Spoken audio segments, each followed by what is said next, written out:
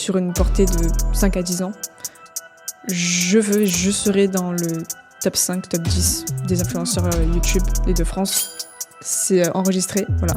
Ce sera dans les archives. Après, donc voilà, j'ai eu la monétisation. Après, avec la monétisation TikTok, le premier mois, je gagne 8 000 €. Et je m'en rappelle, au moment où j'ai pris la droite, voir un œil qui voyait là et l'autre œil qui voyait un peu en dessous. J'ai commencé par Yomi. Ouais, bon, passons. Je pouvais faire 1 million d'euros en 365 jours. Sinon, je donne 10 000 € à un de mes abonnés. It's easy to give up. What's hard is going, I'm going to do the same thing again today, but I'm going to try to work hard. I've lost so many fights in the gym, I lose all the time. Since when has it become not cool to try fucking losing? I've failed over and over and over again in my life, and that is why I succeed. Du coup, je commence par toi, Marie. Oui. Donc, toi, c'est Marie-Léna, t'as 25 ans, t'es passionnée de jeux vidéo et de muscu, et t'es créatrice de contenu sur de la tech.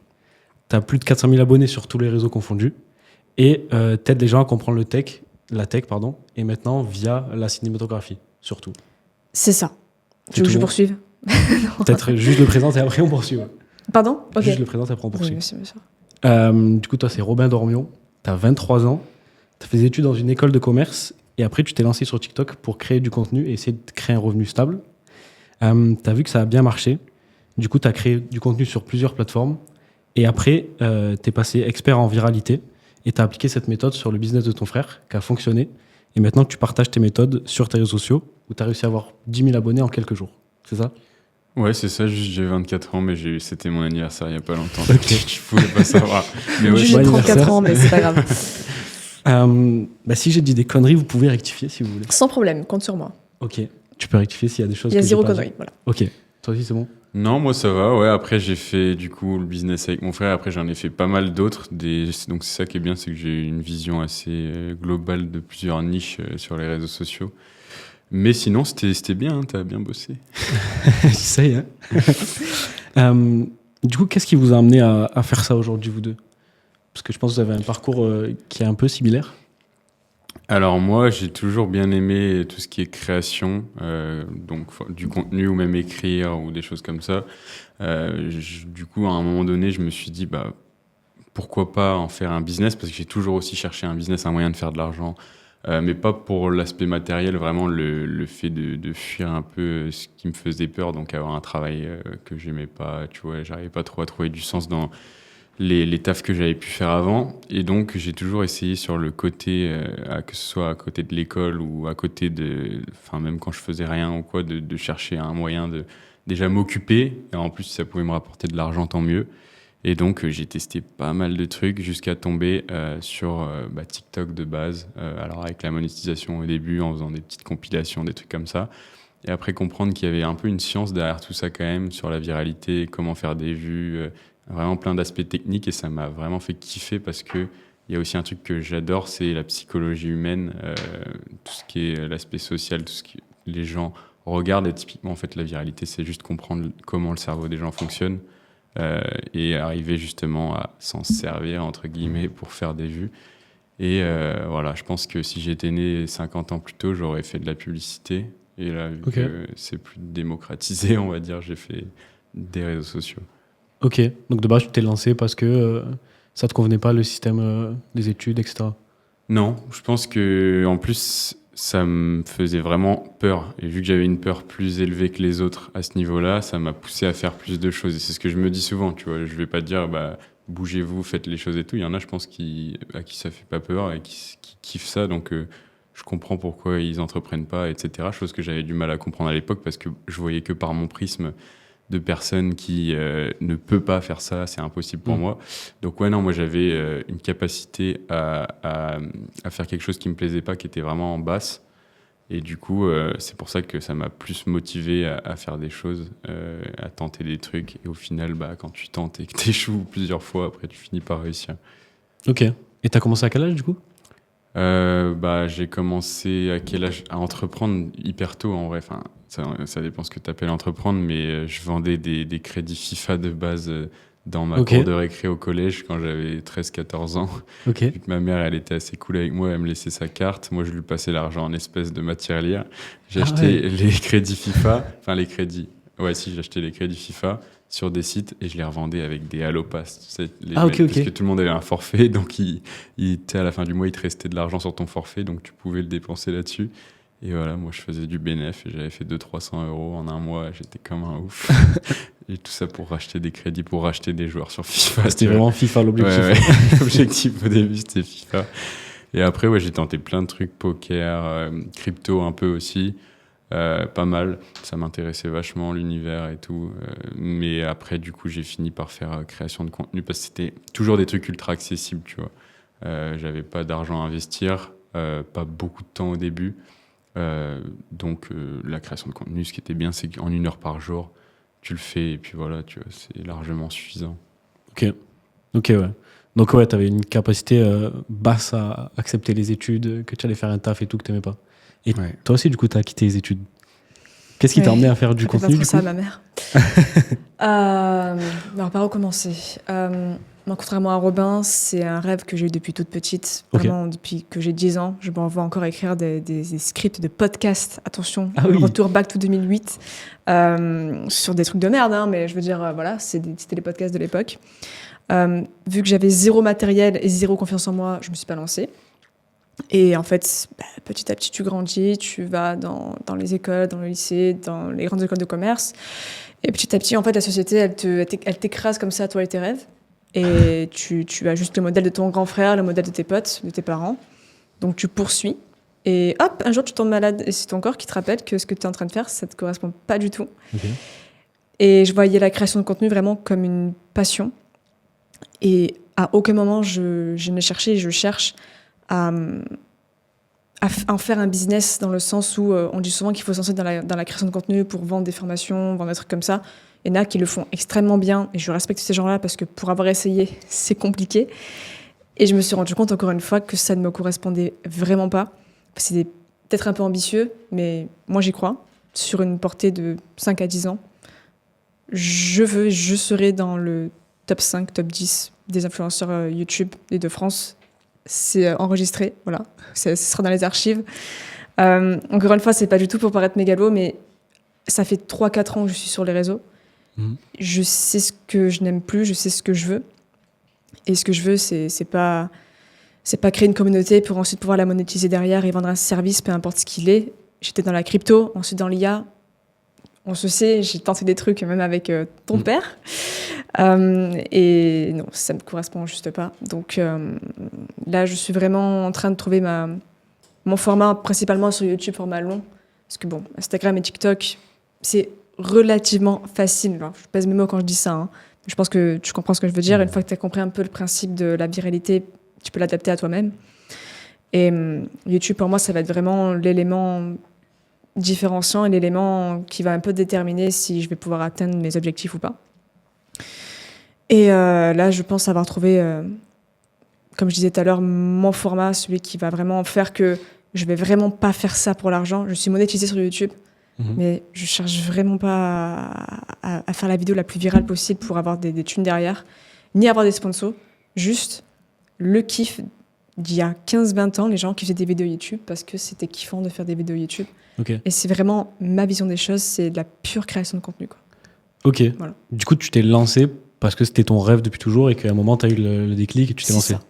S'il y a 50 ans en arrière, si je prends en parallèle ce qu'a dit Robin, j'aurais été pompier. Voilà, zéro rapport.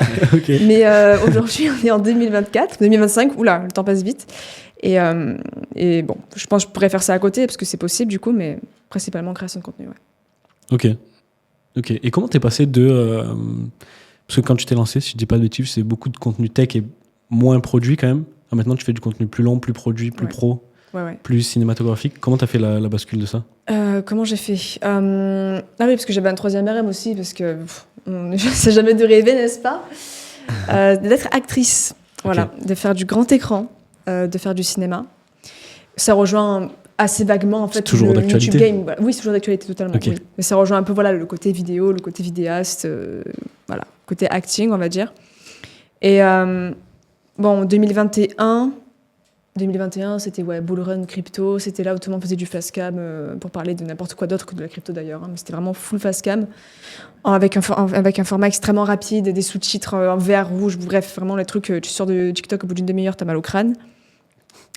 Et c'était le contenu qui ne m'inspirait plus. En fait, j'ai fait longtemps l'erreur de... J'ai évolué, comme tout le monde évolue, et de ne pas faire évoluer mon contenu avec. Et je voyais bien qu'il y avait une dissonance entre les contenus que je produisais pour la communauté et qui j'étais devenue. Il y avait un gros fossé et je me suis dit qu'en fait, je préférais faire beaucoup moins de vidéos, au risque de ne pas plaire aux algorithmes, mais de faire des vidéos plus produites qui m'inspirent vraiment. Et j'ai pris le risque. Bon, c'est un peu compliqué au départ quand tu fais 6-7 vidéos par semaine. Du coup, tu passes à 3. Tu dis, bon, il va y avoir une grosse chute des vues, en fait, d'engagement. Et en fait, pas du tout. Parce que tu te rends compte que tu es l'une des seules personnes dans ta niche à proposer un contenu sous tel format-là. Donc, je pense que c'est ça qui a fonctionné pour moi. Ok, juste tu t'es aligné avec le fait que tu avais grandi, quoi. Je me suis alignée avec qui j'étais et encore une fois, en fait, j'ai pas voulu... Je savais que j'ai tenté de créer un e-book crypto, de tenter de vendre des formations, des services IA, tout ça, mais ça allait m'obliger à faire du contenu qui s'alignait avec ça. C'était plus qui j'étais, c'était pas ce que je voulais au fond. Et une fois que j'ai arrêté de penser à ce que les autres allaient penser de moi, du coup, j'ai fait ce que je voulais et soit ça passe, soit ça casse, mais là, c'est bien passé, donc c'est cool. Ok, je vois. Et toi, t'es passé comment du moment où tu testais plusieurs business, t'étais pas à l'aise avec tes études, etc., à tu trouves cette niche-là et d'un coup, t'arrives à exploser? Ça s'est passé d'un coup ou il y a eu vraiment beaucoup d'itérations? Non, ouais, ça a mis du temps. Au début, donc, comme je te disais, j'ai testé plein de business. Donc ça, c'est déjà les premiers échecs, entre guillemets, mais qui, au final, m'ont appris pas mal de trucs. Pareil, j'ai fait un peu de crypto, NFT, etc. Mais bon, quand t'as pas énormément d'argent à investir, c'est compliqué d'en vivre ou au moins d'avoir un revenu suffisant. Donc t'es obligé de prendre des risques, tu perds ton argent et tu recommences à zéro. Tu vois. Et du coup, après, là, la création de contenu, ce qui est bien, c'est que je pouvais juste perdre mon temps. Tu vois. Et c'était vraiment le truc que je m'étais dit, c'est je veux une discipline. J'avais une vie, tu vois, je sortais tous les week-ends et surtout pas de but. Le sentiment, tu te lèves le matin, tu sais pas ce que tu vas faire aujourd'hui parce qu'en fait, t'as rien à faire. Et je pense qu'il n'y a rien de plus déprimant que ça. Et du coup, j'avais trouvé ce truc. En fait, il me fallait un truc rapide où j'ai pas d'excuses, tu vois. Si je me disais, je me lance dans le e-commerce ou quoi, ouais, mais non, il faut que tu apprennes d'abord à créer. Non, là, tu vois, tu peux poster une vidéo dans l'heure si tu veux. Donc, c'était en fait la manière la plus rapide de me forcer à faire quelque chose. Et donc, j'ai commencé à poster des vidéos sur ma passion, tu vois, la MMA. Et j'en ai posté une par jour pendant 6 mois avant d'avoir la monétisation à l'époque. Donc, ça a pris du temps. Mais tu vois, il y avait cette discipline que j'ai. Et en vrai, c'est un truc de fou. Mais la discipline, il y a beaucoup de gens qui le voient comme quelque chose qu'il faut s'imposer, quelque chose de négatif, quelque chose qu'on n'aime pas, de douloureux. Mais au final, c'est le seul truc sur lequel tu peux te reposer, tu vois. Moi, je savais que je pouvais sortir un week-end ou quoi, je savais que j'allais bosser le lendemain parce que j'avais cette discipline et je m'en étais convaincu à force de voir que je la tenais. Et du coup, je trouve que tu es beaucoup plus libéré une fois que tu as de la discipline. Et il y a peu de gens qui le voient comme ça, la discipline. Et moi, c'était vraiment le truc qui me permettait de tenir et de me dire, au pire, j'ai la discipline, donc de toute façon, je peux faire un peu ce que je veux. Et ce que je voulais, c'était juste la développer au maximum. Et après, donc voilà, j'ai eu la monétisation. Après, avec la monétisation TikTok, le premier mois, je gagne 8 000 €. Alors que, tu vois, alors que à l'époque, j'avais 400, 500 balles d'argent de poche. Et là, tu vois, je m'en rappelle, ma mère, elle m'avait dit, là, tu vois, je venais d'avoir la monétisation fin mai. Et tu vois, d'habitude, l'été, je bossais. Et là, elle ne me croyait pas qu'on pouvait gagner de l'argent avec TikTok. Je lui ai dit, laisse-moi juste le mois de juin. Tu vois, parce qu'elle me forçait à aller bosser. Ouais. Et tu me laisses le mois de juin, et si j'ai pas gagné d'argent, je vais bosser en aut, tu vois. Et tu as gagné 8 000 du coup? Et là, j'ai gagné 8 000 € en juin. Et ça, c'était quand? C'était il y a 2 ans et demi, du coup. Ah, il y a 2 ans quand même? Ouais. Ok. 2 ans et demi. Et du coup, j'ai compris qu'il y avait de l'argent à se faire, et surtout que la monétisation, c'est la face visible de l'iceberg, mais en fait, il y a plein d'autres manières de monétiser son contenu. Et donc voilà, après il y avait l'aspect financier, mais comme toi, je pense qu'il y a aussi le kiff de moi, je suis une personne ultra créative, et c'est d'ailleurs ça qui me plaisait pas dans les tafs normaux, c'est que tu es obligé de la laisser quand tu arrives au travail sur le palier. Et tu vois, moi, si j'ai 50 idées par jour, tu regardes mes notes, il y a genre, là j'ai même un truc dans la semaine qui dure 3 heures dans mon agenda qui s'appelle juste trier notes, tu vois. Parce que ok. dans la semaine, je vais mettre 50 ou 60 notes d'idées de vidéos, d'idées de business, d'idées de développement perso, de ce que je devrais faire de ma vie, etc. Et du coup, tu vois, j'ai le cerveau en ébullition et c'est ça que je kiffe. Et ça, tu peux pas l'avoir dans un taf normal. Enfin, ce que j'ai expérimenté en tout cas. Donc c'était aussi un moyen d'exprimer ma créativité. Ok. Ok, ouais. Bah, beau déjà. Ouais. Très beau, ouais. Ok, mais t'as mis quand même un peu de temps à avoir des résultats, mais quand on a eu, t'as explosé directement. Ouais, c'était vraiment ce truc de, tu vois, soit discipliné 6 mois, on te teste, et après, t'inquiète, on te donne tout d'un coup, tu vois. Alors qu'en vrai, il y en a plein qui commencent, et au bout d'un mois, ils gagnent quelques centaines d'euros. Clairement. Mais moi, je suis content d'avoir eu ce truc de j'ai pas abandonné 6 mois, et d'un coup, tout est tombé, tu vois. Ok. Et il y avait un truc qui était intéressant, parce que nous, on s'est rencontrés parce qu'on a fait la même formation. La D'accord. formation d'Antoine, du coup. Ah, Antoine Blanco. Ouais. Oh, il n'est pas avec nous, dommage. Non, malheureusement pas pour l'instant. Et du coup, il a fait une vidéo où il parlait de son parcours, etc., avec Antoine. Et il y avait un truc qui était intéressant, c'est que tu avais vraiment de confiance en toi et tu as comblé ça par le sport aussi, par la boxe. Ouais. Et moi, il y a eu un moment où j'étais un peu dans le down aussi. Et c'est quand j'ai repris la boxe aussi et que je me suis mis et que j'ai fait mon premier combat, un peu la même situation, où là, j'ai pris confiance et que je me suis mis à vouloir aller plus loin, etc. Toi, comment c'était que t'as été hyper rapide, non, sur le combat? Tu t'es inscrit, tu as fait le combat dans la foulée? Ouais, non, ça faisait quand même 7 mois que j'en faisais, je pense. Ok. Mais c'était quand même rapide hein, pour faire un vrai combat. J'avais fait un interclub, tu vois, et Ok. ensuite, donc un combat entre clubs, donc c'est pas un truc où il n'y a pas de public, etc. Et là, ouais, ce combat-là, il y avait 500 personnes qui me regardaient. T'arrives sur un ring, moi je me rappelle cette image, t'es tout seul dans le vestiaire. T'arrives, il y a des gens qui crient, tu comprends pas trop ce qui se passe. Ensuite, t'es au milieu d'un carré de lumière et tu vois rien autour. Ouais. Et t'entends juste énormément de bruit. T'as le cœur qui bat à 100 à l'heure. T'as un mec qui est déjà arrivé, qui t'attend depuis 3 minutes. Et après, ça part d'un coup. Et t'as même pas le temps de voir le truc arriver. Et genre, je m'en rappelle aussi l'effet de la pression sur le corps. J'ai mis une droite et j'en pouvais plus. Alors que ça faisait 2 mois que je m'entraînais. Ça détruit le tu vois. cardio. Genre, je fais 1 heure de course et tout va bien. Mais là, je mets un coup. Et j'en peux plus. Et je me suis dit, ah ouais, là, il reste 6 minutes, ça va être long quand même. Et ouais, du coup, mais c'est ça aussi, je pense que c'est ça qui est bien avec les sports de combat. Et surtout quand tu fais un combat, malgré mon petit niveau, tu vois, j'ai fait un combat amateur, c'est que en fait, à côté, prendre des risques dans le business, tu te rends compte que c'est rien par rapport à prendre des risques avec ta santé, parce que quand tu fais un combat, tu as toujours un risque. Moi, je pourrais te montrer, tu pourras mettre une photo de la tête que j'avais à la fin du combat, tu vois. Ah ouais? Ouais, en gros, j'ai pris un coup. Pourtant, c'est casqué quand même. Ouais, mais il avait bien visé du coup. Ok. Et ça m'avait un peu décalé l'orbite, tu vois. Et je m'en rappelle, au moment où j'ai pris la droite, voir un œil qui voyait là et l'autre œil qui voyait un peu en dessous, et de me dire, si je reste bloqué comme ça risque d'être relou quand même, parce que je vois pas grand chose là. Et du coup, ouais, me battre avec un œil fermé pour voir où il était, tu vois. Donc ouais, non, mais après ça, tu vois, tu sors, bon, j'ai perdu le combat, mais tu sors et tu te dis, ah ouais, en fait, même ça, c'était pas... Ouais, c'est ce truc de... T'as l'impression que c'est un océan, tu sautes dedans, en fait, t'as pied, quoi, enfin, ça t'arrive au genou, tu vois. Ouais, Et moi j'ai senti la même chose aussi. Ouais. Ça m'a changé de... Comment? Tu l'as vécu comme un échec ou pas? Non, pas du tout. Franchement... Je pense pas qu'on t'a entendu. Tu l'as vécu comme un échec ou pas du coup? Non, pas du tout. Justement, non, pas du tout. Pas du tout un échec. Au final, c'était le fait de surpasser une peur. Parce que vraiment, je me voyais pas du tout le faire. Hein. J'avais vraiment peur. Ouais. Et le fait de le faire, le fait d'être allé jusqu'au dernier moment, je me disais, est-ce que je vais vraiment le faire? Est-ce que je vais vraiment le faire? Encore la veille et tout. Au moment de la pesée, le face-off et tout. Et au final, je l'ai fait et tu sors, t'as un peu mal à la tête, mais t'es tellement fier de toi, tu vois, même si t'as perdu. En vérité, la décision, là, j'ai compris à quel point l'échec ou la victoire, c'est pas très important. C'est le moment où j'attendais la décision. C'était assez serré, tu vois.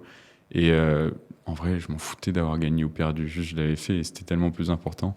Ouais, clairement. Et moi, quand j'ai fait ça, je trouve ça tu switches quand même dans ta tête et tu vois que c'est pas très grave au final le business et que tu peux faire des choses que tu pensais pas du tout pensables avant. Et toi, tu fais aussi beaucoup de sport du coup depuis hyper longtemps. Et toi, c'est ce qui a fait que tu as changé de mentalité, non aussi? Oula. Ou c'est l'inverse, tu as changé de mentalité, du coup tu t'es mis au sport? Tout s'est fait en même temps. Okay. 2021, c'est l'année où j'ai découvert que j'allais devoir arrêter les études.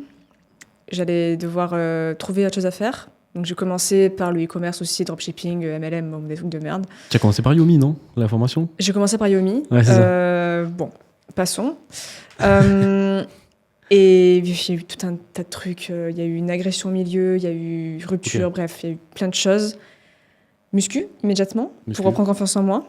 Et 2021, ouais, ça a été l'année, donc sur plusieurs mois, de janvier jusqu'à... en fait, toute l'année, en fait, clairement. Toute l'année 2021, c'était essayer de me mettre dans une discipline absolument bien maîtrisée.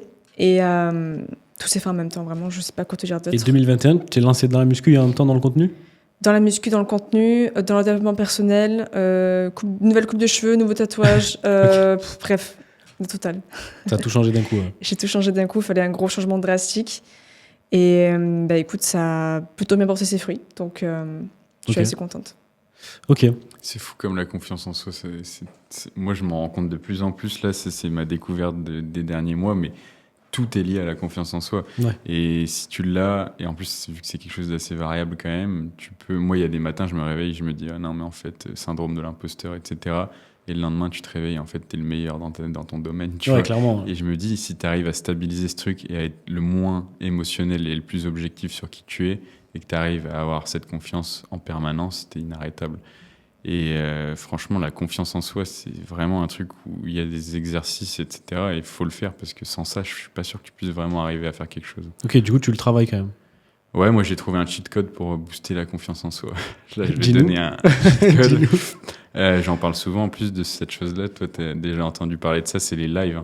Les lives, franchement, pareil, dans ton business, tu sais pas quoi lancer comme offre, t'hésites entre deux tunnels, tu te dis, je sais pas si je suis vraiment le meilleur dans ma niche ou quoi, tu lances un live, tu parles aux gens et tu vas voir déjà, tu vas comprendre les besoins de tes spectateurs si tu vends quelque chose ou quoi. En plus, tu vas t'améliorer, tu vas apprendre à parler, tu vas être obligé d'être authentique. Et ça, je le dis tout le temps, la création de contenu, le plus important, c'est d'être authentique et d'avoir confiance en soi en étant authentique. Parce que tu as des gens qui ont confiance en soi parce qu'ils savent qu'ils jouent bien le jeu ou qu'ils lisent bien le script. Mais le jour où tu arrives à développer une confiance en toi en étant authentique, là, tu es inarrêtable. Parce que du coup, tu sais que c'est la vérité et que ta confiance en toi, elle est solide. Et les lives, c'est le meilleur truc pour bâtir ça parce que tu peux mentir pendant un live, mais si tu en fais 2, 3, 4, après, c'est impossible. Tu peux pas jouer un rôle pendant des shorts, tu peux, et c'est ce que tu disais tout à l'heure. Les shorts, tout le monde peut être viral parce que tu as juste à lire le bon script et tu peux exploser. Une vidéo YouTube, c'est déjà beaucoup plus compliqué parce que c'est plus long. Et un live, c'est impossible, tu vois. Et pour moi, si tu veux progresser en tant que créateur de contenu, en plus de tout ce que ça va t'apporter, bâtir une communauté solide, comprendre mieux ton avatar, progresser à l'oral et en création de contenu, il faut faire des lives. Vraiment, c'est un cheat code. Et le live sans communauté, comment est-ce que tu penses à faire un live sans communauté? Bon, du coup, il y a Ilias derrière la cam avec nous. Il demande comment faire un live si tu as 0 communauté. Bah, ce qui est bien, c'est qu'aujourd'hui, c'est le même algorithme que les vidéos. C'est que tu lances un live TikTok. Et moi, j'ai l'exemple. J'avais 500 abonnés. J'ai lancé un live TikTok parce que c'est à partir de 500 abonnés quand même. Même si ça a des techniques pour contourner ça. Mais du coup, j'avais 300 personnes en direct sur mon live. Donc 99% qui ne me suivaient pas. Donc c'est le même algorithme que sur les vidéos. Les lives, tu lances un live et ils analysent les métriques. Et si tu as des bonnes métriques, le watch time, le nombre de clics, le nombre de commentaires sur ton live, tu vas être propulsé comme une vidéo serait propulsée. Et donc, tu peux te retrouver avec 300 personnes qui t'écoutent parler alors que tu n'as jamais posté de vidéo, quoi. Ok. Intéressant, ouais. C'est le modèle que tu as mis sur le business de ton frère? Non, mais je voulais l'ajouter. Après, c'est plus compliqué parce que du coup, lui n'est pas forcément à l'aise. Donc, faire des vidéos à quelqu'un, c'est déjà compliqué. Mais faire des lives, ça l'est encore plus. Mais c'est faisable en soi. Je pourrais le faire. C'est juste par manque de temps que je ne l'ai pas fait. Mais moi, je conseille à tout le monde de faire des lives. Et d'ailleurs, quand je lis, maintenant que j'ai repéré ce trait-là, dès que je lis un livre ou dès que j'écoute la biographie d'un créateur de contenu business ou autre, la plupart, ils sont passés par là. Russell Brunson, il faisait des lives sur Facebook au début. Là, c'était qui hier que j'écoutais, je sais plus, un Américain qui a une énorme communauté et il faisait des lives sur Instagram au début. Tout le monde est passé par les lives, j'ai l'impression, ceux qui sont devenus les meilleurs créateurs de contenu, et ça te fait vraiment step up ton niveau de création de contenu. T'imagines le nombre de vidéos qu'il faudrait pour atteindre le niveau que tu vas développer en faisant juste 2-3 lives par semaine. Tu vois, c'est que tu t'entraînes en continu et c'est vraiment une arme surpuissante et en plus, ça te fait progresser. Ok. Du coup, ça enchaîne bien sur qu'est-ce que vous faites exactement aujourd'hui sur votre business exactement, ce que vous voulez faire et ce que vous faites. Bah vas-y, commence, tiens. Ouais, tu peux reposer la question? Qu'est-ce que tu fais aujourd'hui exactement? Parce que je t'ai présenté brièvement, Oui. mais qu'est-ce que tu fais toi selon tes mots? Ok. Comment dire ça? On va dire ça correctement. Mon rôle pour moi sur les réseaux, c'est, on va dire, d'inspirer et d'impacter les gens et de les guider dans la société numérique dans laquelle on vit, Ok.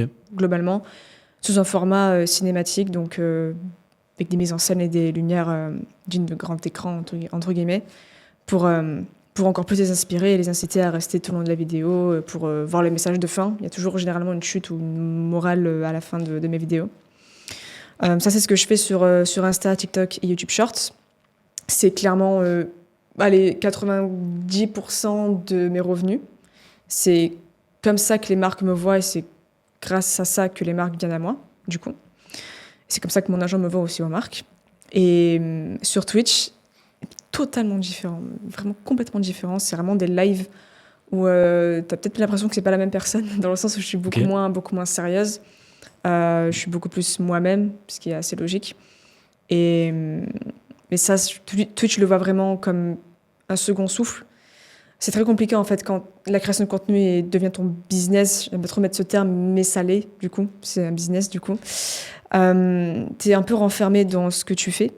T'es obligé de suivre la ligne éditoriale que t'as depuis un certain temps, parce que c'est comme ça que les marques te remarquent et c'est comme ça qu'elles veulent que tu vendes leurs services ou leurs produits. Si d'un coup, demain, je switch complet sur Insta, TikTok, et d'un coup, je fais des story time, eh ben c'est pas possible, quoi. Enfin, parce que les gens ne me connaissent pas à travers les story time. Ils me connaissent en tant que créatrice qui fait des vidéos un peu bien travaillées pour faire passer un message. Donc, ça n'aurait pas de sens. Et c'est ça aussi la difficulté de jongler entre faire le contenu que t'aimes, être authentique, et en même temps respecter ce que veulent les marques et ta communauté. Tu sais qu'il y a une technique qui est pas mal pour ça, c'est de créer ils font tous ça, les youtubeurs business, surtout aux États-Unis, c'est de créer une chaîne secondaire où du coup tu n'impactes pas ton audience principale et tu fais un peu ce que tu kiffes, tu vois, style, tu rajoutes juste vlog à la fin de ton nom, prénom, et puis tu fais des vlogs, ou alors si tu veux faire des réactions, tu mets React. Et ça marche grave bien, et en plus tu peux te faire kiffer là-dessus. Carrément. Du coup, j'ai créé la chaîne TikTok marilena.clips, il n'y a pas de vidéo pour l'instant dessus, mais c'est, tu vois, de faire les choses. Je l'ai créé en amont déjà pour avoir le nom d'utilisateur, voilà, pour moi, et sur laquelle je vais poster beaucoup de React Twitch, mais aussi juste des vidéos un peu, je t'en fous, quoi, filmé à l'iPhone face cam, pas vraiment de cut, les sous-titres si tu veux, voilà, c'est vraiment un truc où tu es vraiment détente. Donc il y a cet aspect-là de créer des chaînes secondaires, faire des live Twitch et les stories Insta. Les stories Insta, pour moi, ça m'aide aussi beaucoup. C'est vraiment ce qui va créer le lien entre toi et ta communauté. Je mets beaucoup d'humour parfois. Enfin, c'est vraiment un truc qui n'a pas grand-chose à voir avec mes vidéos de base. Ok. Et sur Twitch, tu fais quoi exactement? Dans les lives? Beaucoup de gaming. Vraiment, je me suis découvert une passion pour Valorant. Ok. Mais vraiment, c'est affreux. Vraiment, je passe 2-3 heures par jour, c'est horrible. Donc, beaucoup de gaming. Mais il n'y a pas que du Valo, il y a du Among Us, il y a du Fall Guys. Il y a plein de grands jeux bien streamés. Et cette année, justement, je voulais faire un truc un peu plus pro.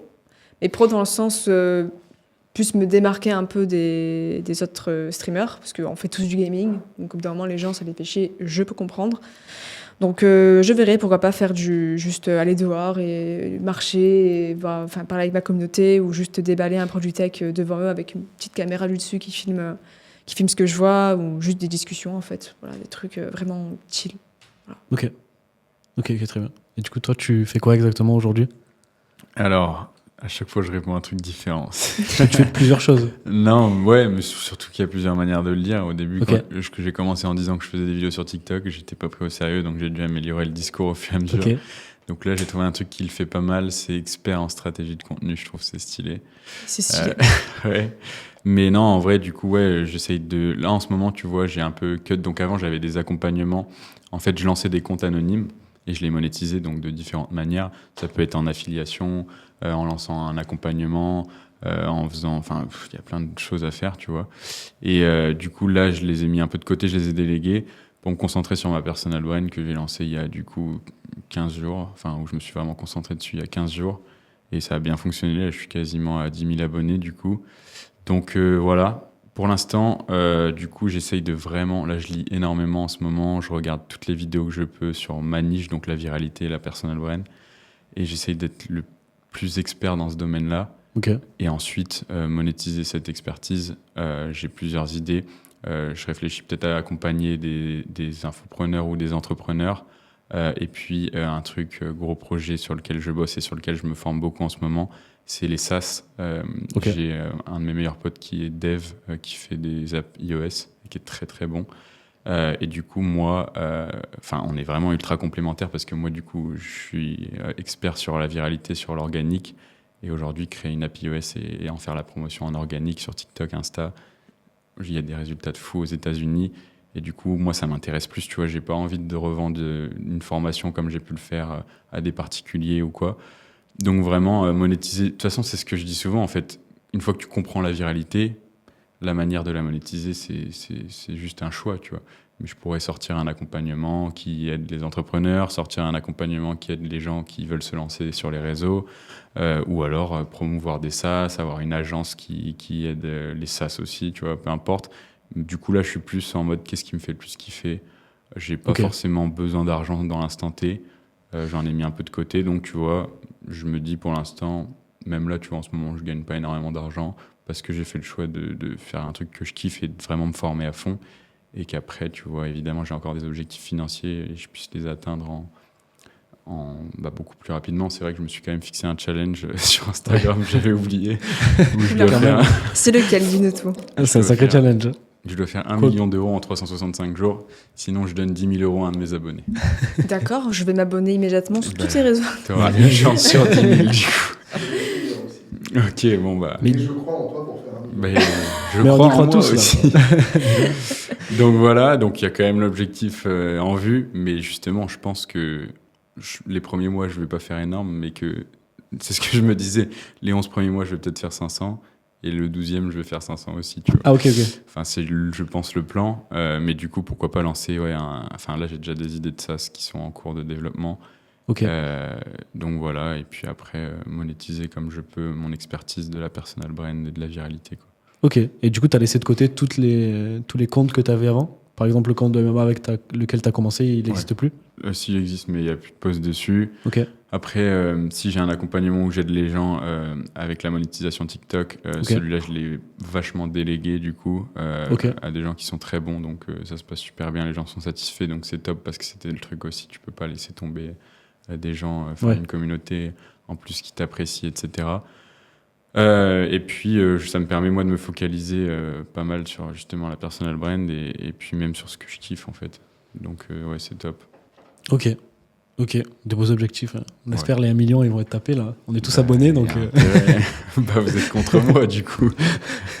Ouais, non. C'est un soutien aussi. Oui, c'est sûr. C'est ce qu'ils me disent, les gens. Ils me disent, ouais, j'espère que tu vas y arriver, mais si jamais tu y arrives pas, je serais content de gagner les 10 000 euros. Ok, du coup, pour parler du contenu, j'ai l'impression que vous avez 2 manières différentes de créer du contenu. Vous n'avez pas trop le même objectif non plus. Vous, c'est quoi la vraie plus-value que vous avez, quand vous êtes commencé peut-être, à créer du contenu? Toi, c'était plus le côté passion, et toi, c'était plus business, du coup. Je pense. Je pense aussi d'un autre côté qu'il n'y a pas forcément de meilleure plus-value que l'autre. Ça dépend vraiment de ta vision. Ça peut très bien marcher. La preuve, c'est pas parce que tu es forcément passionné que tu vas exploser du jour au lendemain. Ouais. Si t'as pas de strat derrière, c'est un peu compliqué parfois. Hein. Enfin, aujourd'hui, il y a 20 ans en arrière, peut-être pas. Bon, 20 ans, j'exagère, j'ai pas non plus 45 ans. 10 ans en arrière, c'était peut-être pas le cas. De mon côté, oui, à titre personnel, je pense que c'est vraiment ce côté passion. Typiquement, regarde, ton objectif cette année, c'est de faire 1 million en 1 an. Moi, du coup, je vais faire un budget public sur YouTube, devenir radiant sur Valo en 1 an. Je pense que c'est pas du tout la même chose. Vraiment, mais rien à C'est des voir. passions différentes. Moi, C'est c'est vraiment la passion de l'argent. Voilà. Voilà, Vraiment, ça n'a vraiment rien à voir. Mais c'est peut-être encore plus dur. Hein. Oui, c'est encore plus dur. Et ça veut pas dire que Robin, il est pas passionné par les vidéos. Ça veut pas dire ça, mais c'est vrai que moi, mon drive, c'est vraiment... fais d'abord ce qui... Pense pas à l'argent. Voilà. Ma question, elle est très simple. À chaque fois, je me pose la question suivante. Si tu n'étais pas payé pour ce que tu étais en train de faire, tu gagnais vraiment peanuts pour ce que tu étais en train de faire, tu ferais quoi comme vidéo? Ok. Franchement, tu te poses cette question, tu as la réponse. Alors après, encore une fois, il y a peut-être une dissonance entre ton cerveau et ton cœur. Tu dis, ouais, mais ce que je veux faire, ça va peut-être pas me rapporter d'argent, ou je vais exploser, peut-être pas exploser du coup, ou alors dans 25 ans, ce qui n'est pas intéressant tout de suite. Mais il faut prendre le courage si vraiment tu veux perdurer dans ce domaine-là, c'est très bateau ce que je vais dire, waouh, c'est monstrueux. Écoute ton cœur. C'est très bateau, waouh, j'ai envie de me tirer une balle, mais c'est vraiment, c'est réel.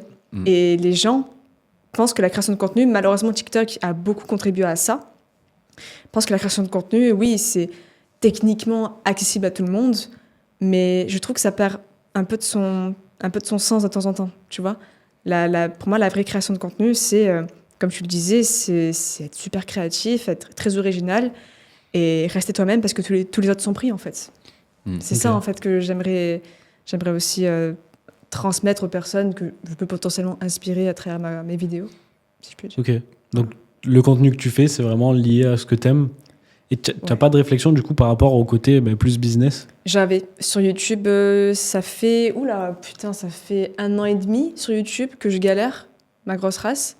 Parce que j'ai toujours le truc de me dire, ouais, mais je suis connue pour être une meuf de la tech, donc il faut que je fasse des vidéos tech. Mais zéro inspi. J'écrivais un titre, au bout de 2 minutes, j'arrêtais tout. Et bon, les choses ont fait que j'ai rencontré une équipe e-sport à Marseille l'an dernier, qui a fait qu'ils m'ont aidé à me lancer sur Twitch. J'ai rencontré des gens sur Twitch qui m'ont dit d'aller sur certains jeux. J'ai découvert Valo. Je suis une meuf de Call of sur PS4 de base. Et là, je me suis dit, mais en fait, il faut absolument que... Vu que je suis faire 2, hein, vraiment, je suis vraiment classée vraiment extrêmement bas sur Valo. Et je me dis, mais je m'en fous, je veux que dans 1 an, je sois radiant sur Valo. Et je m'en fous si ça fait... Vraiment, là, pour la première fois de ma vie, je me suis dit, je m'en fous si ça fait 300-400 vues sur YouTube. Moi, je vais kiffer. Je serai 100% moi-même. Et en fait, je serai de nouveau contente de faire des formats longs sur YouTube. Okay. Toutes les vidéos que tu vois, enfin, toutes les vidéos, j'en ai fait peut-être 10 ou 12 en format long, en 3 ans, donc ce qui est très peu. Tu vois bien qu'il y a... C'est pas comme toi, tu me vois là, et comme Robin, il me voit aujourd'hui, il y a un filtre. C'est le filtre de je dois rester dans mes clous, voilà, c'est tech, c'est pro, c'est attention, c'est pas trop dépassé. Là, pas du tout. Moi, j'ai très très hâte que ça sorte d'ailleurs. Ok, et tu vas le publiciter via tes réseaux sociaux aussi? Via Instagram par exemple? Il y a une format court qui sort cette semaine sur Valo, mais j'annonce pas que je fais un bulletin public sur YouTube. Parce que vraiment, tu vas pas lier les deux audiences? Comment t'expliquer? Je vais pas forcer les choses.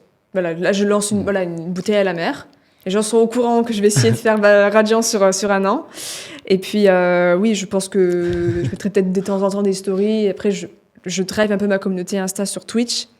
Donc, les gens vont comprendre que, tu vois, ça va se faire Insta, Twitch, YouTube. Tu vois, un peu, voilà. C'est un peu comme ça. Okay. Et c'est ça, la série, du coup, tu parlais au début qu'il fallait pas dire? Il fallait pas dire, oui. Du coup, je l'ai dit. Mais voilà, prêt un propre piège, c'est super. On va couper ça au montage, s'il vous plaît. Non, mais c'est parce que j'ai toujours eu ce truc de me dire, si t'en parles avant de le faire, tu vas jamais le faire. Et là, pour le coup, je suis sûre de moi. Donc, c'est bon. De toute façon, je viens ici, j'ai fait 3h30 de train pour dire, je parle pas de ma série YouTube, attention, mais c'est bon. Ouais. Ouais, de base, je suis comme ça. Bon, là, du coup, voilà, c'est révélé. Après, c'est pas un secret d'État, hein. Ok, du coup, tu vas beaucoup plus t'axer sur la passion maintenant, plutôt que sur YouTube. Sur le biz. Ah, et sur Instagram, YouTube, tu vas garder... En fait, sur Instagram, malheureusement ou pas, c'est... non, fort heureusement, en fait, je dis n'importe quoi. C'est devenu je suis rémunérée grâce à ça. C'est vraiment de la sponsorisation, collaboration commerciale. Si je passe en full gaming sur Insta, TikTok, déjà, j'aurais plus ce truc de faire des formats ultra travaillés. Ça fait partie de moi aussi, donc j'ai envie de le garder. Et contrairement à ce qu'on peut penser, les communautés que tu as respectivement sur Insta, TikTok, YouTube et Twitch ne sont pas forcément les mêmes. C'est pour ça que c'était... ce micro a envie de m'embrasser, je sais pas ce qui se passe. C'est pour ça que c'est un peu compliqué de... Alors, du coup, ce qu'il a dit... je sais plus, comment il s'appelle déjà Non, en plus j'ai vu ses vidéos, j'ai enregistré ses vidéos. James, voilà, c'est ça. James et Shona. Qui disaient qu'ils drivaient leur communauté TikTok sur Spotify. Franchement, bravo à eux, parce que je trouve ça très compliqué de driver une communauté sur une autre plateforme. Vraiment, c'est compliqué.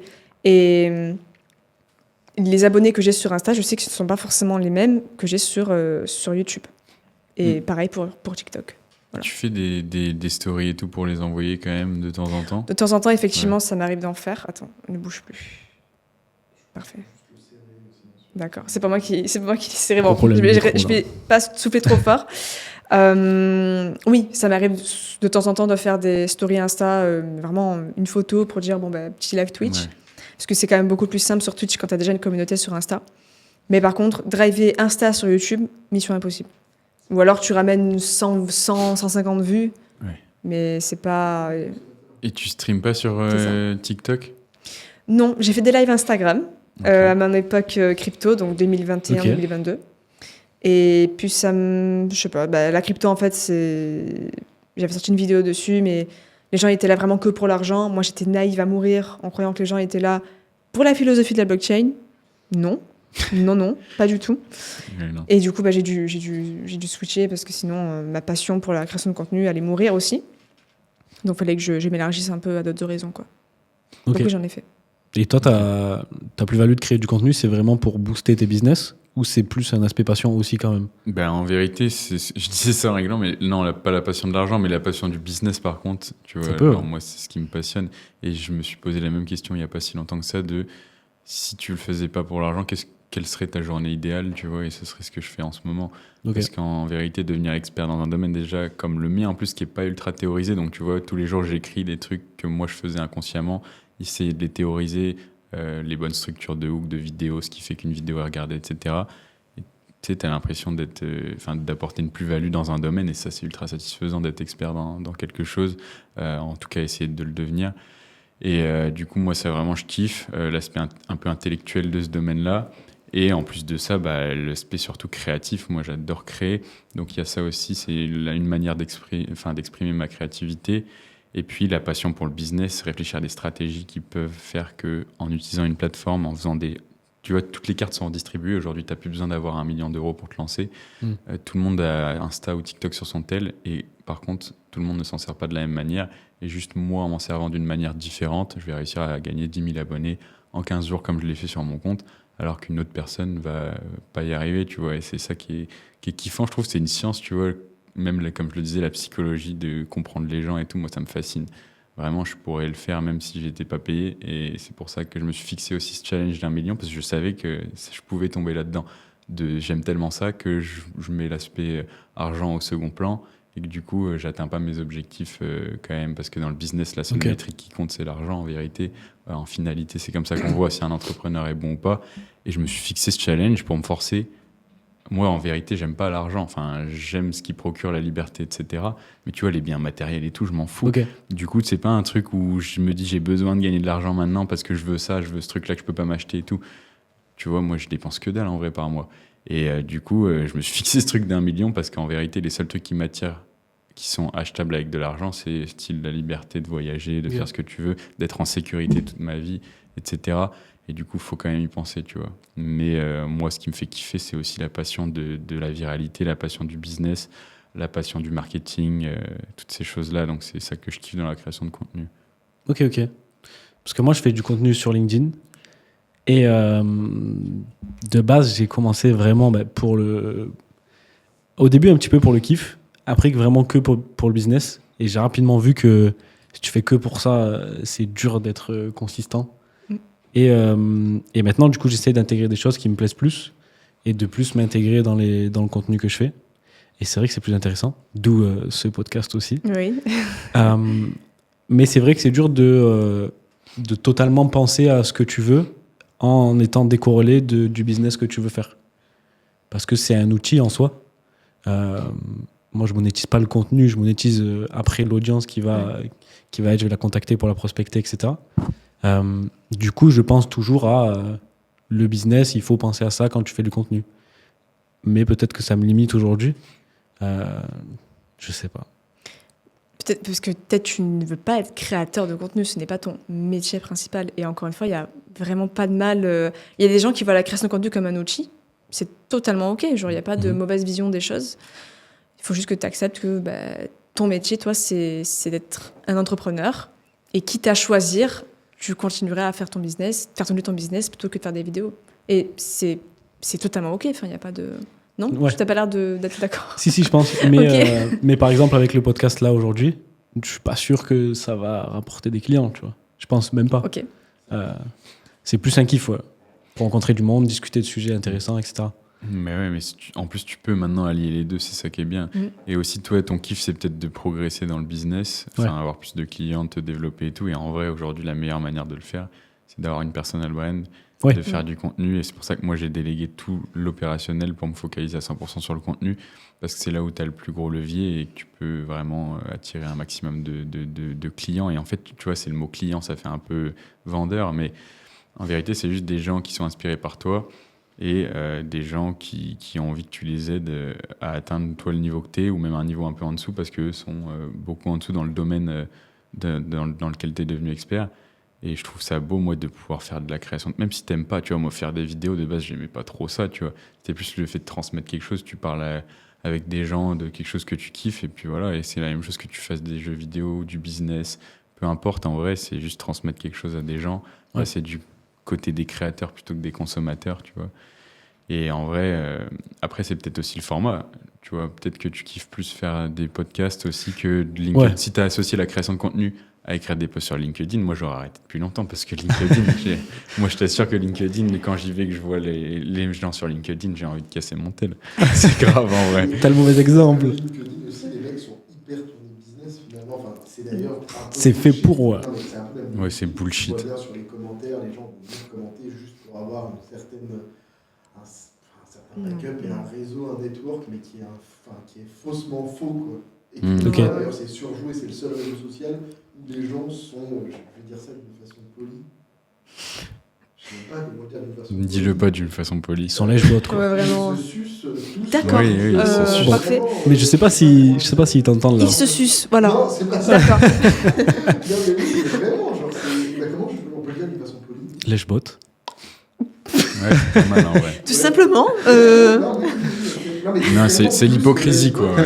Oui. C'est ouais. C'est une hypocrisie. Oui, il y a une hypocrisie sur LinkedIn, ouais. Ouais, Mais non, c'est un réseau grave. social qui est très tourné business. Et si tu crées du contenu, c'est que tu as quelque chose à vendre. Mais aujourd'hui, Ouais. c'est le plus puissant aussi en termes de Oui, c'est- prospection, de Conversion, targeter un client, etc. Il n'y a pas plus puissant que LinkedIn pour avoir Oui. une acquisition client. Mais j'ai l'impression que les gens sont plus crédules sur LinkedIn aussi. Genre, j'ai l'impression qu'ils vivent dans un monde qui n'est pas le Mais vrai. ils font exprès. Enfin, c'est un Mais- peu un non, jeu, mais je pense. déjà quand Il va tu... exprès d'être con. En je sais pas. vérité, déjà quand tu... En fait, juste moi, je les imagine en train de faire leurs phrases et de se dire « Ah, pour ce mot-là, je vais peut-être choisir plutôt lui, il est plus impactant, etc. Oh, mon Dieu, Mais juste moi, tu vois, et moi je pense que je vais peut-être me lancer sur LinkedIn parce que je vais me servir du boost que tu vas me donner pour peut-être créer un compte. Parce qu'en vrai, je pense que c'est un bon moyen d'avoir de la visibilité. Ouais, clairement. Mais par contre, moi, quand je vais aller sur LinkedIn, je veux casser les codes, tu Mais vois. je pense que tu y arrives. Genre, je veux vraiment. Mais Bah, oui, tu vois, oui. le hook de LinkedIn, j'ai envie de casser mon tel, ça pourrait être un hook de Oui. vidéo sur LinkedIn, tu vois. Oui, c'est possible. Genre, vraiment, juste sortir de ce truc. Et je pense qu'il y en a qui vont sur LinkedIn un peu par habitude et qui en ont marre de voir ces trucs-là, tu vois. Oui, Et c'est à sûr. chaque fois que je parle d'un mec qui va sur LinkedIn tous les jours, je lui dis ouais mais LinkedIn trouve pas que c'est hypocrite, que c'est nul et tout. Il me dit bah si, mais par contre il continue d'y aller, tu vois. Donc Mais ça dépend, tu vois, parce qu'il y a des gens, sans prendre mon exemple à moi forcément. ouais, toi c'était bien, toi t'as commencé à me faire euh, kiffer LinkedIn. Ah ouais? Ouais, genre j'ai bien aimé, tu vois, c'est éducatif, t'apprends des C'est choses. ça en fait. C'est pas en mode un tel, tu sais, il identifie le mec pour montrer qu'il connaît ce mec-là alors qu'il Ouais. lui a parlé 2 fois dans sa vie, tu vois. Enfin des trucs comme ça rend fou. Ouais, il y a beaucoup de choses comme ça sur LinkedIn qui sont pas hyper pertinentes. Mais je trouve qu'il y a certains créateurs, si tu les suis, où il y a du bon contenu et du contenu que tu retrouves pas forcément sur d'autres plateformes. Et moi, je trouve c'est ça intéressant quand même. Mais La seule plateforme aussi, il y a un vrai politiquement correct. Peut-être que tu Ouais. parles de ça en disant casser les codes, mais il y a le politiquement correct sur LinkedIn où finalement il y a très peu de personnes qui vont à l'encontre. Et quand on parlait d'hypocrisie aussi, Mathéo, mon associé sur l'agence, il me disait c'est marrant, mais il y a quelqu'un qui se dit experte en landing page sur. Elle a changé la landing page, il dit, mais c'est aussi dégueulasse que le premier truc que l'autre avait fait. oui, tout seul. et il y a tout le monde qui Et dit tout le monde waouh. Waouh, mais super. on doit Ouais, la- Ça, j'ai c'est déjà un- vu des c'est trucs comme ça insupportable, avant ça. après de Et sites là, web et je me dis mais attends. Combien de fois j'ai commencé à écrire, mais c'est de la grosse merde en fait, machin, et en fait. Mais j'ai les gens, tellement hésité à faire ça. naturellement, genre, ils se disent, je peux pas en fait, comment. Enfin, Ouais. genre, Bon. tout le monde est consommateur de ça en plus. Je vais répéter ça, du coup, je pense, Mais- parce qu'on t'a pas entendu. Du coup, il disait que Sur LinkedIn, il y a beaucoup de gens qui se disent experts mais qui ne le sont pas. Et moi, je le dis. Qu'il y a beaucoup de gens qui ont de la visibilité. Et même s'ils font un truc tout pourri, bah, les gens ils vont dire waouh, c'est incroyable ce que tu fais. Et tout. Ouais, mais c'est le politiquement correct, mais c'est trop ça. chiant. Moi, je C'est déteste terrible. justement le milieu des entreprises et j'ai détesté tous mes tafs à cause de ça. Où tu vois, tu dois le déchirer les bottes à je sais pas qui et il va te dire machin juste parce qu'il est au-dessus de toi, son avis compte plus que toi. Ouais. Et genre, franchement, même dire ah, c'est super bien, t'as été assertif dans ta prise de liste des Oui. trucs. Ça, moi, j'ai envie de péter un câble quand j'entends ça. Les managers of happiness et tout. Franchement, rien que ce mot-là, il me donne envie de faire 1 million pour me mettre à l'abri de devoir retourner pour un taf comme ça, franchement. Non, maintenant j'aimerais bien parler de viralité parce que toi tu as quand même beaucoup d'abonnés, tu fais pas mal de vues et toi tu as eu beaucoup de vues très vite. C'est quoi la viralité selon vous? Oula. C'est quoi ta définition en tout cas de la viralité à toi? Ma définition de la viralité en tant que créateur ou en tant que pour la vidéo elle-même? Ce que tu Ok. veux. Pour moi, la définition de la viralité, c'est, je dirais, Abrèche Frères. L'exemple typique. La viralité, c'est... Tu peux expliquer qui c'est? Peut-être qu'il y a Abrèche des Frères, gens oui, qui pardon, connaissent pas. je dis ça comme si... bon, bref. Abrèche Frères, c'est le mec de 30 ans avec la petite moustache, petite casquette, avec son petit café qui raccourcit des story time de 6 minutes et demie en littéralement 15 secondes pour vous faire gagner du temps et donc de l'argent et donc de la vie. Et c'est un mec qui a pris énormément d'abonnés, qui se comptent en centaines de milliers, je pense, en l'espace de quelques jours, quelques semaines. Et on n'en a plus entendu parler.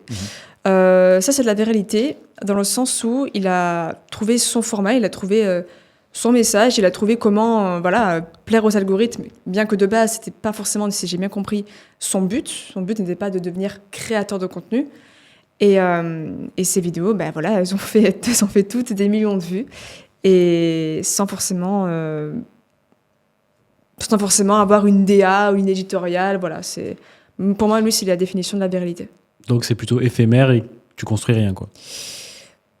Il faut savoir rebondir derrière. Voilà. Ok. C'est par exemple Squeezie, je dirais pas que toutes ses vidéos sont virales. C'est juste c'est pas un mec viral, c'est qu'il a construit sur 15 ans une communauté de millions d'abonnés hyper engagés. Donc ses vidéos font des millions de vues.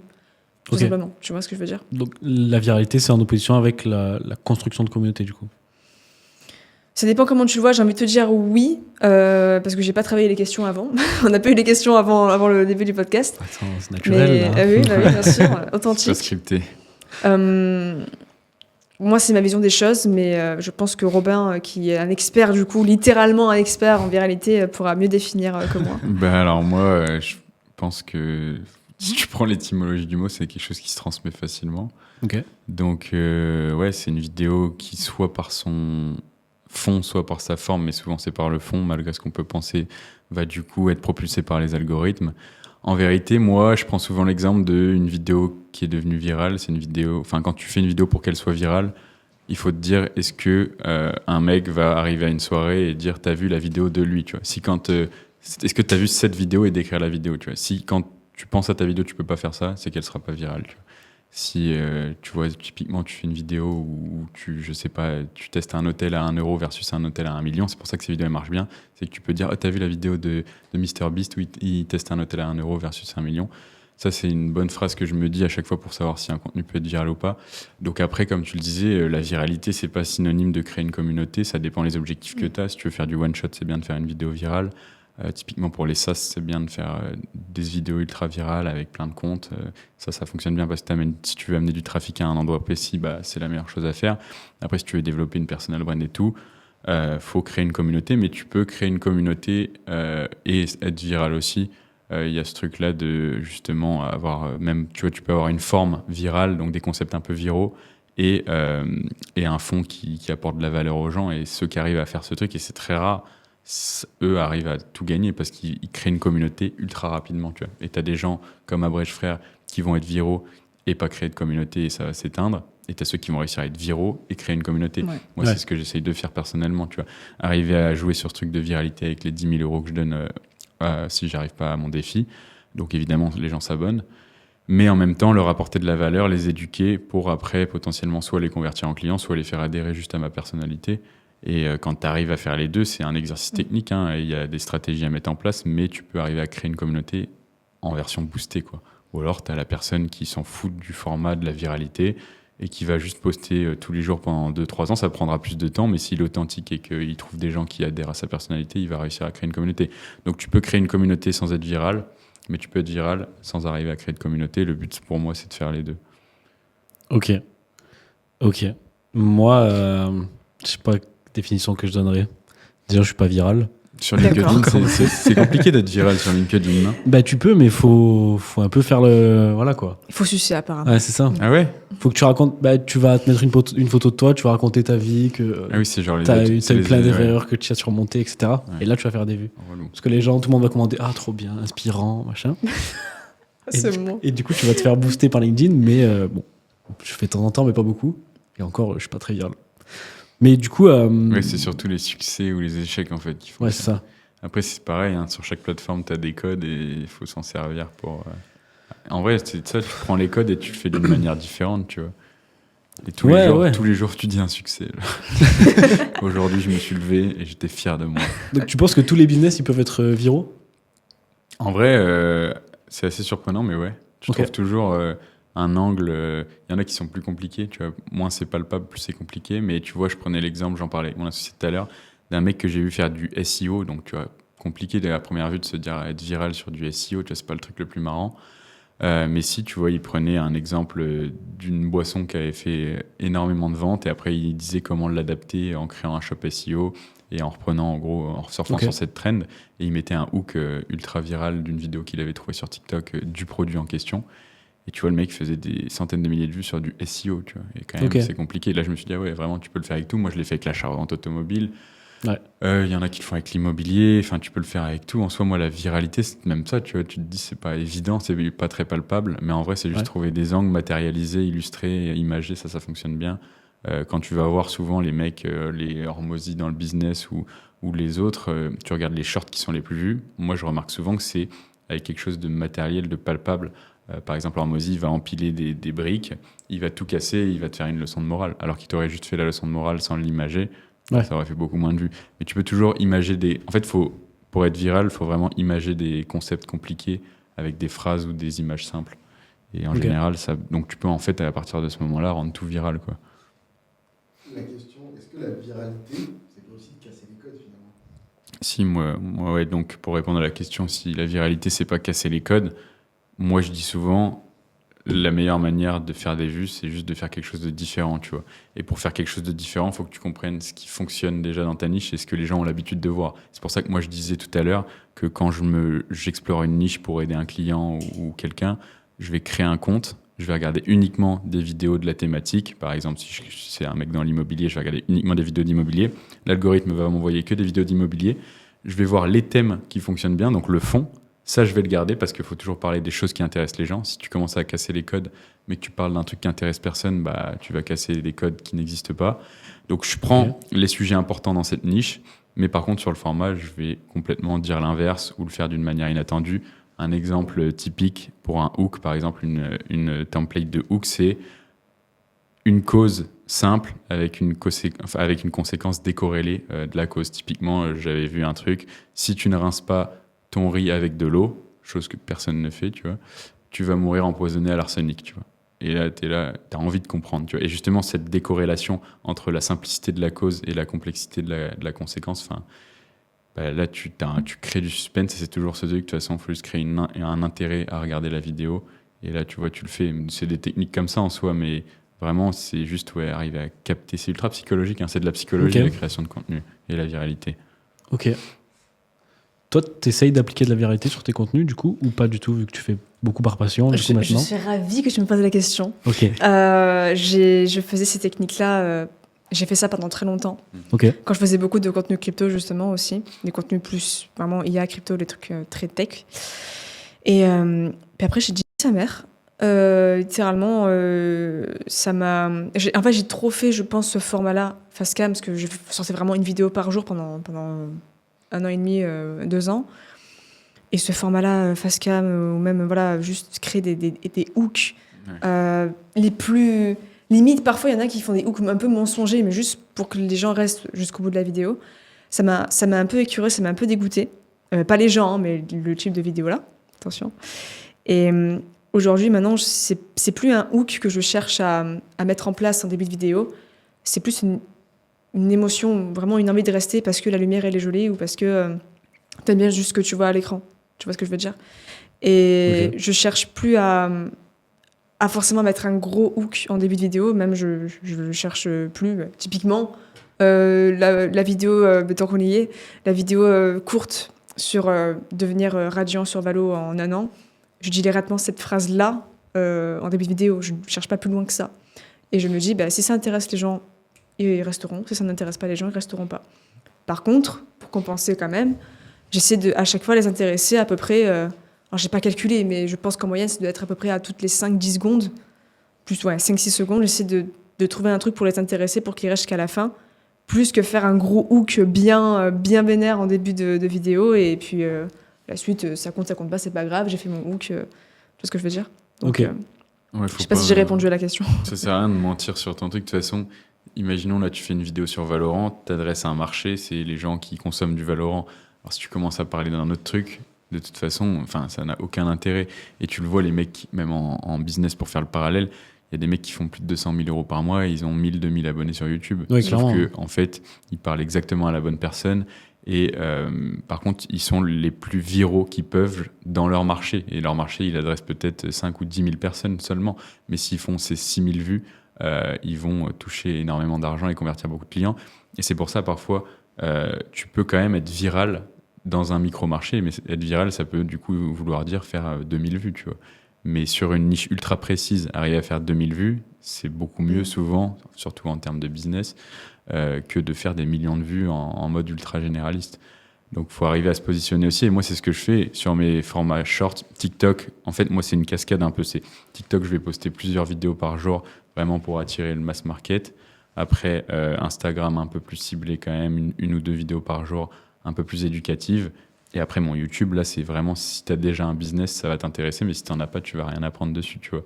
Et comme ça, tu segmentes. Et puis aussi, tu peux avoir une offre différente sur chaque plateforme. Enfin, si tu as plusieurs offres, tu peux viser justement... À chaque fois, viser un avatar. De toute façon, c'est toujours ça. Si tu crées du contenu en visant personne, ton contenu ne fonctionnera pas, tu vois. Ou alors, il faut vraiment être authentique. Et le seul cheat code pour battre ça, parce que c'est ultra difficile de trouver ton client cible, ton avatar, le seul cheat code pour justement arriver à le toucher directement sans trop réfléchir, c'est d'être authentique, parce que tu vas toucher des personnes qui sont comme toi. Et donc, ce sera forcément ton client parfait parce qu'il te ressemblera. Et si un client te ressemble, il achètera. Tu vois. Ou alors, si un spectateur te ressemble, il regardera. Quoi. Il consommera en tout cas. Ok. Moi, je crée du contenu du coup, mais je me suis jamais trop posé la question sur ce qui plaît ou pas. Parce que globalement, ça prend beaucoup de temps. Et j'essaye d'être consistant sur le contenu. Et à côté de ça, faut que je fasse quand même la prospection. Faut que je fasse la production. Faut que je fasse tout ce qui a trait au business. Mais du coup, mon contenu, il marche pas forcément. J'ai une base correcte. J'ai les gens de mon marché qui me connaissent, etc. J'ai mes concurrents qui me connaissent. Donc ça, c'est intéressant. Mais si je veux aller plus loin, comme ça, je prends un peu de conseils. Qu'est-ce que vous me donnerez comme conseil là aujourd'hui? Plus loin dans la création de contenu? Dans la création de contenu, ouais. C'est quoi actuellement ton offre? Moi, je vends de la refonte de site e-commerce. Okay. Donc, c'est pour les marques qui ont un site e-commerce. Et cette refonte-là, elle a but de mieux convertir. C'est-à-dire qu'avec un même nombre de trafic, donc un même nombre d'argent en entrée, ils vont retirer plus d'argent à la sortie. Ok. Et tu es sur quelle plateforme actuellement? Enfin, où tu es régulier dessus? LinkedIn seulement. Ok. Moi, je pense qu'il faut que tu fasses déjà des shorts, c'est sûr, même si c'est pas forcément ta cible. Ok. Ça va te permettre de toucher. Enfin, tu peux en fait, on se dit toujours, mais sur TikTok, il y a personne enfin, il y a pas d'entreprise ou quoi, mais si tout le monde va sur Insta, TikTok, en vérité, même les patrons de boîtes. Et moi, je l'ai vu avec l'achat-revente automobile. Je me suis dit, attends, il y a des mecs qui font de l'automobile, de l'achat-revente sur TikTok. Et quand j'ai vu que je faisais des vidéos à plusieurs millions de vues, j'ai fait, ah ouais, si, en fait. Okay. Et en fait, tu as toujours ta cible sur toutes les plateformes. Alors évidemment, je pense que LinkedIn sera potentiellement plus adapté, mais si tu touches 1000 personnes sur LinkedIn et que tu en touches 100 000 sur TikTok, potentiellement, tu auras quand même plus de prospects qualifiés sur TikTok.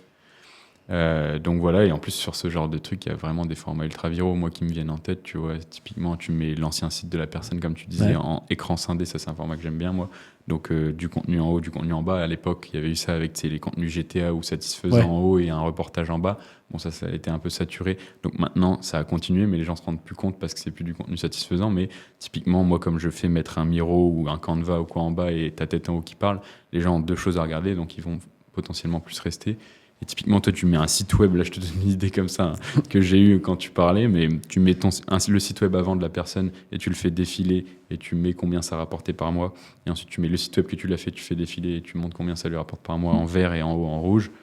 Je suis sûr que ça peut déjà être bien. Et tu vois, des concepts comme ça, tu essayes de trouver des concepts. Et après, vidéo longue où tu es ultra authentique, tu fais des études de cas, tu parles.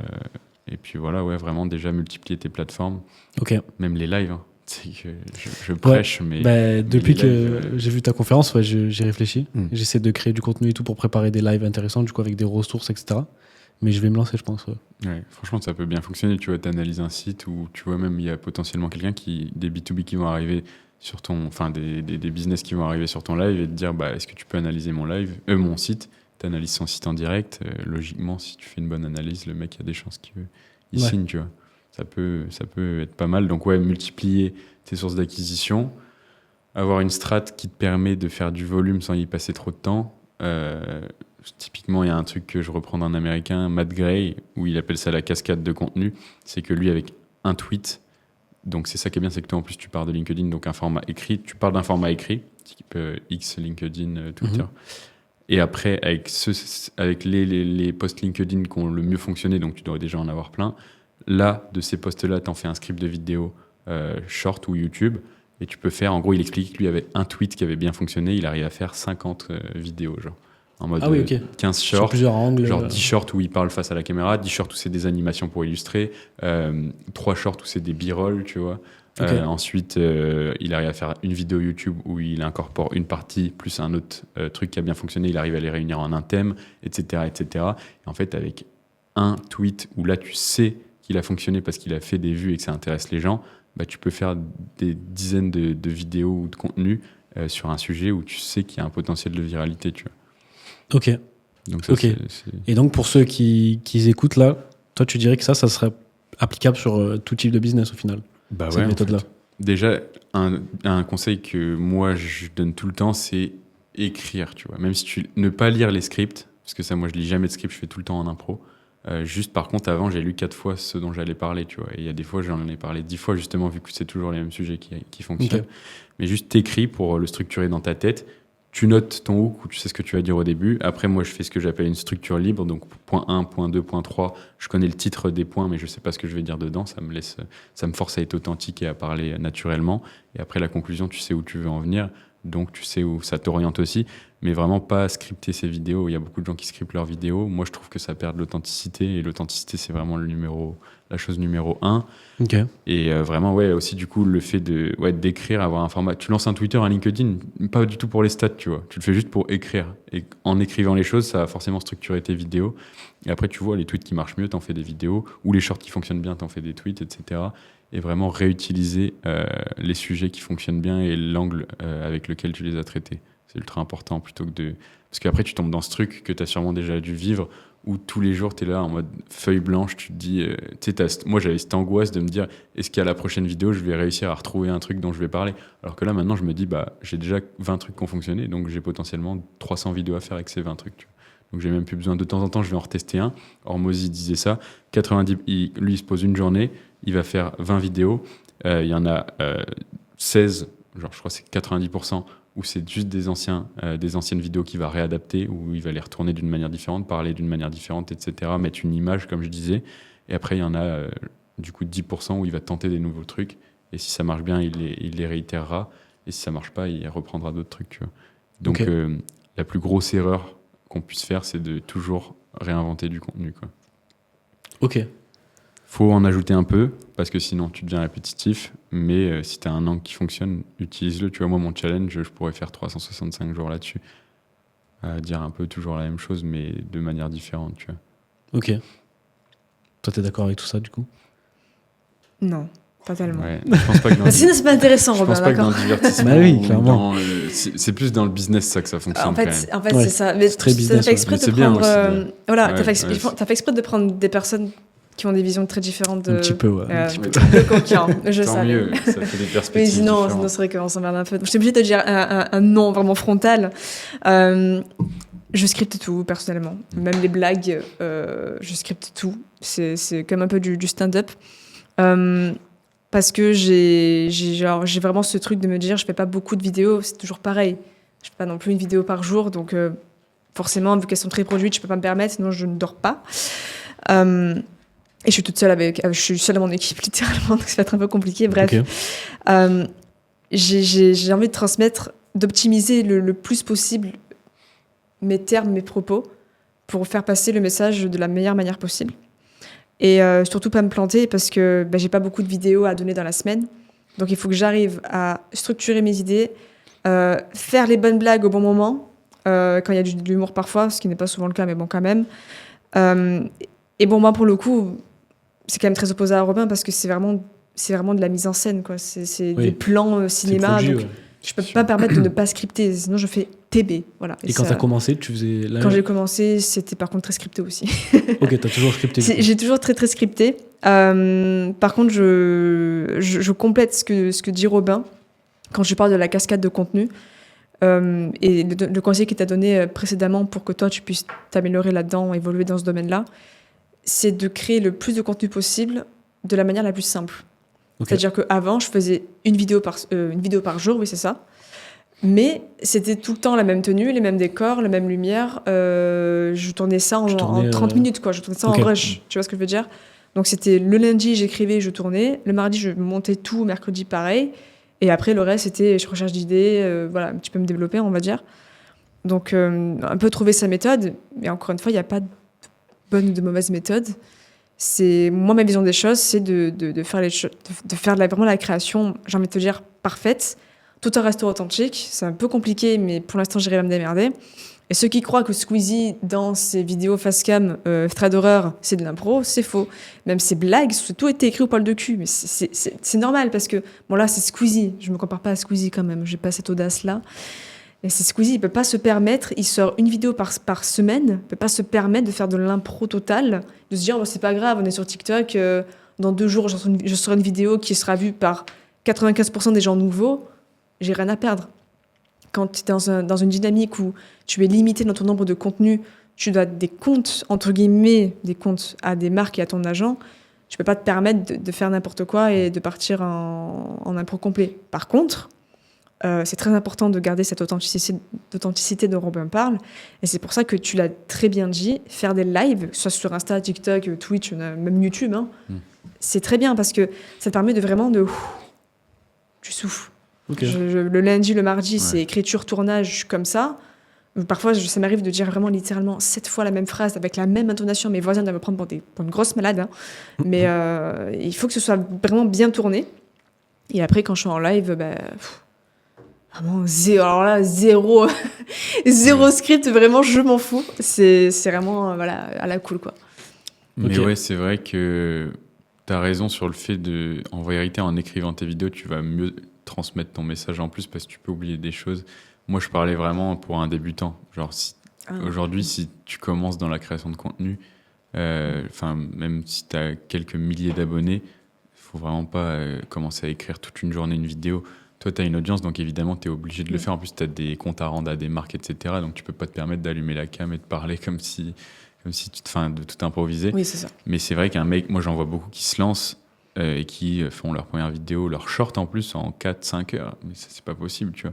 Au début, tu es obligé de jeter comme tu jettes des lignes à la mer. Et puis à un moment donné, il y a aussi cette part d'aléatoire dans les algorithmes. Et il y en a un qui va faire que ça va exploser. Et ensuite, une fois que tu as une base d'abonnés, moi je sais très bien que là, jusqu'à 50 000 abonnés, je pense, la faire un peu comme je le fais, la volume / improvisation, authenticité. Et après, une fois que j'aurai une plus grosse communauté, là, ouais, je vais commencer à réduire mon nombre de vidéos et à faire des trucs bien mieux produits, bien mieux écrits, etc. Après, moi, j'ai ce truc aussi de me dire, et ça, c'est propre plus au business, du coup, d'optimisation du temps. Du coup, je me dis, j'améliorerai la qualité de mes vidéos quand je pourrais l'améliorer sans y passer plus de temps et que j'aurais une équipe qui Ok, fait ouais. pour moi, tu vois. C'est-à-dire que là, je fais une heure pour faire un short. En vérité, ça se trouve, quand j'aurai une grosse équipe autour de moi, je mettrai 1 heure pour faire une vidéo ultra bien construite avec les bonnes lights, etc. Parce que tu as toute une équipe qui gère ça, qui te fait ton script et toi, tu n'as plus qu'à lire, en fait. Tu vois. Ok. Mais moi, je conseille, en tout cas au début, surtout dans le business. Après, c'est sûr, il y a ce truc, si tu fais pour la passion ou quoi, autant que tu peux. Moi, c'est un truc, c'est que je trouve ça ultra frustrant d'écrire une vidéo toute une journée pour qu'elle reste bloquée à 800 vues. Ouais. Et je sais que les gens peuvent se décourager, surtout au début. C'est pour ça que moi, je leur conseille de faire du volume. Et quand tu as fait une vidéo en 30-40 minutes et qu'elle fait 800 vues, tu te dis pas j'arrête, tu vois. Tu te dis j'en fais une, tu vois. Alors que si tu as fait toute la journée une vidéo, et moi parfois je me surprends en train de passer plus de 2 heures à faire une vidéo, je me dis non mais là tu t'abrèches, tu vois. Abrèche frère. Et puis après je sors la vidéo et voilà, tu vois, au pire elle flop, tant pis, tu n'auras pas passé trop de temps au moins. Ok, intéressant. Là, je pense qu'on a fait le tour sur le contenu. Maintenant, une question que j'aimerais vous poser, c'est si on vous propose un poste qui exige que vous quittiez du coup votre business d'aujourd'hui, mais qui répond à vos souhaits potentiellement soit de cinéma, soit monétaire, est-ce que vous le prenez ou pas? T'es payé combien? Non. Je dois me justifier? Oui. D'accord. Non, parce que j'ai un peu vécu ce qu'il a vécu Robin. C'est, à mon échelle aussi, hein, donc c'était des stages, mais bon, on sait que quand tu vas dans un stage à Paris en école de commerce, c'était pratiquement en CDD, hein, juste c'est caché. J'ai très bien compris en faisant mes stages que... En fait, c'était juste le fait de travailler pour quelqu'un qui ne partageait pas mes valeurs, qui n'avait pas le même projet que le mien, c'était pas possible. Ok. Donc, le problème, c'est que même si tu proposes un poste dans le cinéma, à part si là, tu me dis, oui, donc du coup, tu vas jouer dans Spider-Man 6 avec Tom Holland, oui, du coup, mais ça n'arrivera pas pour l'instant. Peut-être un jour, on ne sait pas. Si c'est pas un truc où vraiment je suis libre, où on me dit, j'ai pas de compte à rendre à quelqu'un tous les jours, où je me sens pas enfermée dans ma créativité, non. Même pour tout l'argent du monde, c'est pas comme ça que je vais être heureuse au final. Donc, j'étais souvent, même en 2021, j'ai été beaucoup un peu matrixée par l'argent, d'où mon achat de formation, Yumi Denzel, e-commerce, dropshipping, tout ça, MLM. J'étais bien naïve, donc on a bien réussi à me mener là-dedans de le MLM. Non, la formation Nomi, elle était bien, mais c'est plus le MLM, c'est parti en couille, tu vois, le côté sombre de la force. Avant, j'étais beaucoup comme ça, et là, là, je gagne bien, mais pour l'instant, j'ai pas besoin d'avoir non plus 10 000 euros dans mon compte en banque. Donc, je suis bien, et j'ai confiance. En fait, j'ai confiance en moi, j'ai confiance en mon projet. Je sais que je peux y arriver, et même si ça prendra 5-10 ans, ça prendra 5-10 ans. Ok. Mais je reste là où je suis. Ok. Toi, j'imagine que c'est un peu la même réponse du coup. En vrai, j'en parle souvent avec mon associé de ça. Et moi, je pense pas que je puisse parce que j'aime trop la liberté que ça procure et le fait d'atteindre ses objectifs. Et avant qu'il y ait une boîte qui a les mêmes, où nos objectifs convergent, ça va être compliqué. Ok. Je vois des offres d'emploi parfois où je me dis tiens, c'est juste que j'avais peut-être pas vu. Genre, j'ai vu une offre d'emploi de Guillaume Moubèche sur l'Emlist là pour gérer content stratégiste en gros.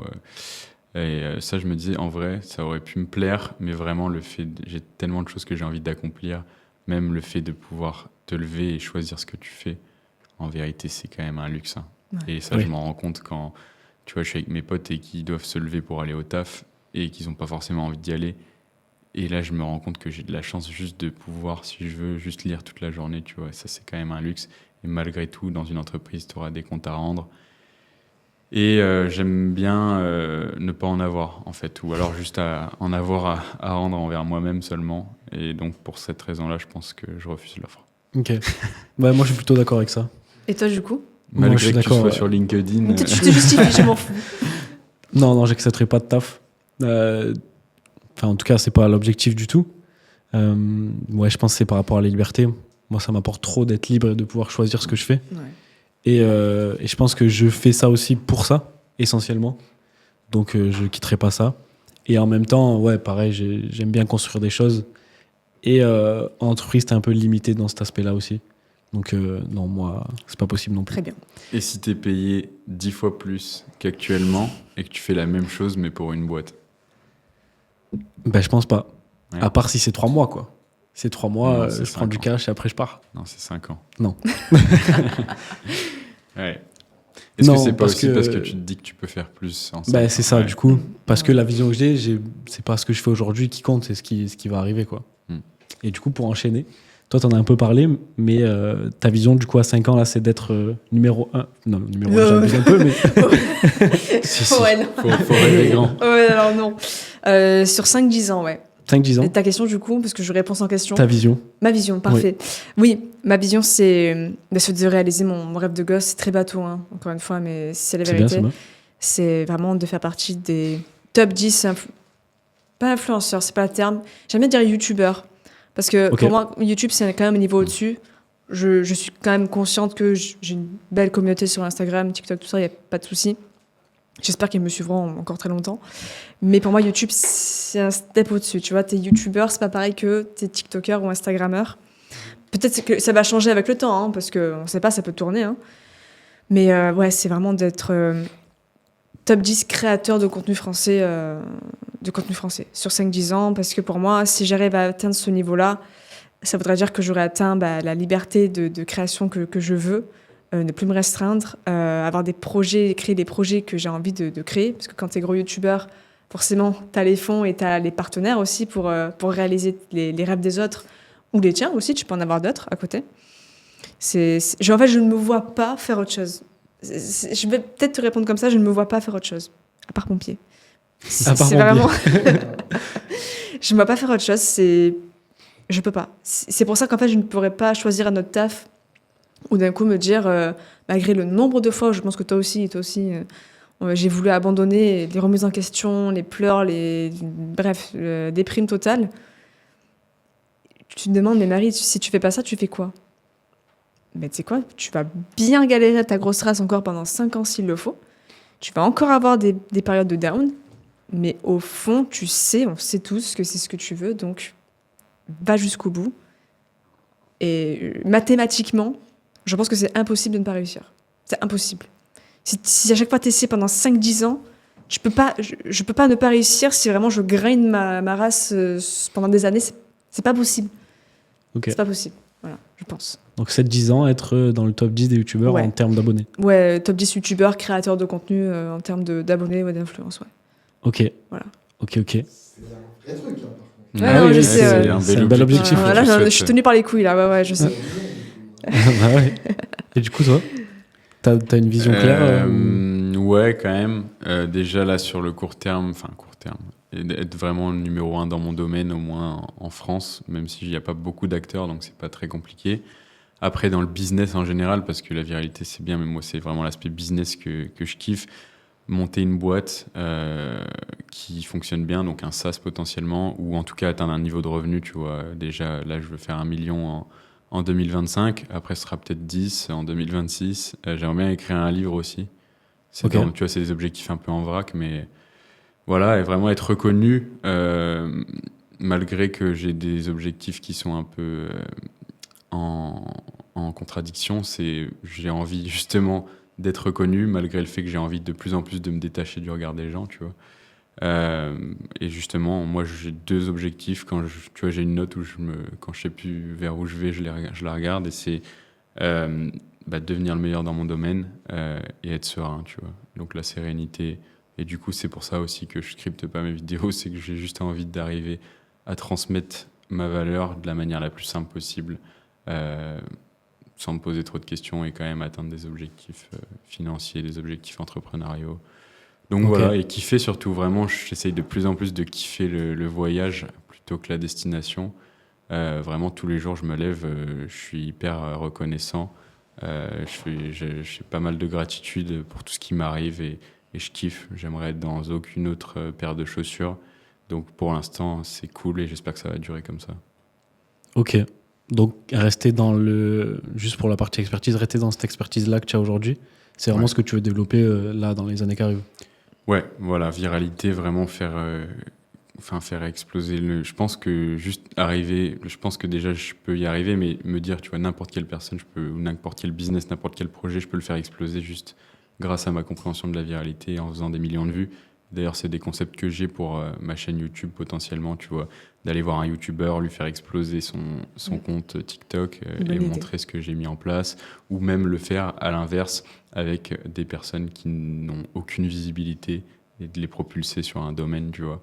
Donc vraiment montrer que la viralité et le fait de faire des vues, c'est plus comme à l'époque, c'est plus réservé à une élite. Maintenant, si tu comprends un peu comment ça fonctionne, que tu arrives à être toi-même et à transmettre un message, donc déjà en avoir un et arriver à bien le transmettre, déjà tu peux faire des belles choses et en plus c'est accessible à tout le monde, quoi.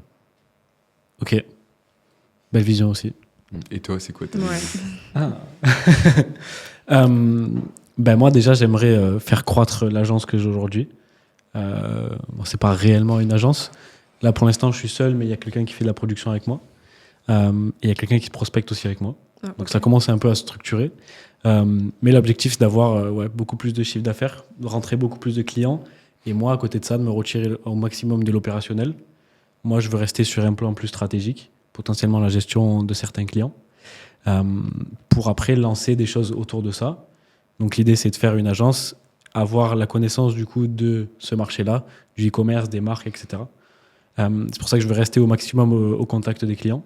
Et avec cette connaissance-là, potentiellement lancer des SaaS autour de ça et lancer d'autres marques autour avec la connaissance du marché sur certains clients, etc. Ça, c'est la vision sur quelques années qui arrivent, peut-être 3 à 4 ans maximum. Et après, moi, j'aimerais passer à autre chose enfin, en tout cas, passer à autre chose. L'objectif, c'était de créer quelque chose qui me fasse faire du business parce que j'aime ça et aussi qui me rapporte de l'argent. Et après, moi, ce que j'aimerais faire, ma passion première, c'est l'art. Et c'est donc beaucoup plus aller vers ça. Cool. Potentiellement, je sais pas, faire de la musique, faire de la peinture, des choses comme ça. Des NFT. Ah, le cycle là, il va commencer. Ouais. Ah ouais? Eh oui. Ben voilà, c'est ça en tout cas. Ok, Ah, c'est super. propre, ouais, super projet. Et je te souhaite tout le meilleur, hein. Merci. Euh, Beaucoup d'objectifs finalement. oui. Ouais. On est des La Tchad. vision et l'objectif pour vous, c'est la même chose du coup. Du coup, ce qu'il dit, Ilias derrière la caméra, est-ce que la vision et l'objectif, c'est la même chose? Bah, je sais pas trop si ça il pose dépend ce Nicolas, que le con. t'entends comme... La vision, je pense que l'objectif, c'est vraiment le but que tu te fixes, et la vision, c'est, selon toi, quelle est la meilleure manière de l'atteindre. Après, c'est pas un mot que j'emploie trop, vision, moi. Plus objectif, mais c'est vrai que les objectifs reviennent souvent parce que c'est ce qui fait que à chaque fois que tu fais une action, en fait, logiquement, si t'es pas en contradiction avec toi-même, elle est censée aller vers un de tes objectifs. Donc Ouais. c'est pour ça que les objectifs reviennent souvent. Et ouais, moi, c'est quand j'ai découvert ça que j'ai compris la recette du bonheur, juste comprendre qui tu es, comprendre quels sont les objectifs qui te feraient plaisir, et ensuite comprendre les actions qu'il faut mettre en place pour les atteindre. Et c'est là où la discipline intervient pour cadrer tout ça. Et logiquement, quand tu as cet équilibre, moi personnellement, ça me rend heureux. Après, voir un peu de beauté dans les choses, etc., ça peut rajouter une petite touche d'excentricité. Moi, c'est mon cocktail du bonheur, en tout cas. Donc ouais, les objectifs, c'est très important. Donc vision et objectif, c'est plus objectif, toi? Ouais. Non, c'est pas, pardon. C'est pas, oui, pas décorrélé, Ouais. mais... Mais je veux dire, la vision, c'est l'objectif, ou l'objectif et la vision, c'est deux choses différentes finalement, ou c'est la même chose pour vous? C'est ça la... Non, c'est différent, je pense. Si je l'applique à moi-même, pour que ce soit plus simple pour moi de l'exprimer, j'ai ma vision de la création de contenu. Donc vraiment, faire passer vraiment la passion et l'authenticité avant tout, sans parler business, sans parler chiffres. Et l'objectif, c'est, dans 5-10 ans, faire partie du top 10 des influenceurs. C'est comment je vois les choses, comment je travaille mon domaine, mon activité, pour au final atteindre ça. Tu vois ce que je veux dire? Ok. Voilà. Ah, moi, j'emploie vision parce que littéralement, je me vois où est-ce que j'ai envie d'être. C'est ça. Et même il y a quelques années, je me voyais à faire ce que je fais là. Je sais pas comment dire, c'est pas palpable, mais je savais visuellement ce que ça allait rendre. C'est ma vision, et l'objectif, je vois plus ça comme des étapes pour aller atteindre cette vision-là. Ok. Voilà. Ouais. Donc la vision, c'est un objectif plus lointain, en gros. Ouais, bien sûr. Ouais. Et du coup, par rapport à ça, parce qu'on discutait de ça hier avec Ilias, et lui, il est plus vieux que nous, du coup. Il a 30 ans. Il a déjà fait pas mal de choses. Et C'est un daron. un petit peu trop vieux. C'est pour ça qu'il est pas là. Il pouvait pas venir. Et on discutait de la vision, justement. Et lui, il disait que sa vision, elle a beaucoup évolué, du coup, en prenant de l'âge et en prenant de l'expérience. Vous, est-ce que la vision que vous avez aujourd'hui, que vous venez de dire, c'est la même que vous aviez il y a quelques années ou peut-être quand vous étiez petit aussi? Alors moi, elle change vraiment constamment. Enfin là, ça commence à se stabiliser, mais c'est vrai que c'est quelque chose qui évolue, hein. Enfin, les objectifs que je souhaite atteindre, parce que plus tu avances, plus tu te comprends. Donc évidemment, plus tu te comprends, plus tes objectifs changent. Et en vérité, je découvre des choses qui m'animent, tu vois. Ça a toujours été un truc que je voulais. Par contre, c'est d'être heureux, je pense. C'est l'objectif de pas mal de personnes. Donc moi, c'est quand même vachement drivé par le bonheur. Et typiquement, c'est ce que je dis, tu vois, l'argent en soi, si c'est pas la chose qui me rend le plus directement heureux, c'est pas la chose que je vais viser en priorité. C'est pour ça que tu as des objectifs un peu indirects que tu es obligé d'atteindre, tu vois, pour atteindre les objectifs directs. Et l'argent, ça en fait partie parce que moi, il y a un truc qui me rendrait heureux, c'est d'être le meilleur dans mon domaine. Et pour être le meilleur dans mon domaine, il faut que je gagne beaucoup d'argent. Donc, c'est pour ça que je veux gagner beaucoup d'argent. Mais voilà, moi, ça évolue quand même constamment, hein, parce que je pense que quand tu t'intéresses un peu au développement personnel, même si c'est un mot un peu barbare, juste à qui tu es toi, en fait, juste essayer de te comprendre, tu te rends compte qu'il y a des fois, tu avais des croyances sur toi-même qui étaient complètement fausses, et le jour où tu t'en rends compte, bah, ton objectif change. Donc c'est assez, je pense, à un moment, tu as atteint une maturité que tu as peut-être atteinte du coup, où là, ça bouge beaucoup moins, mais moi, je n'y suis pas encore, en tout cas. Ok.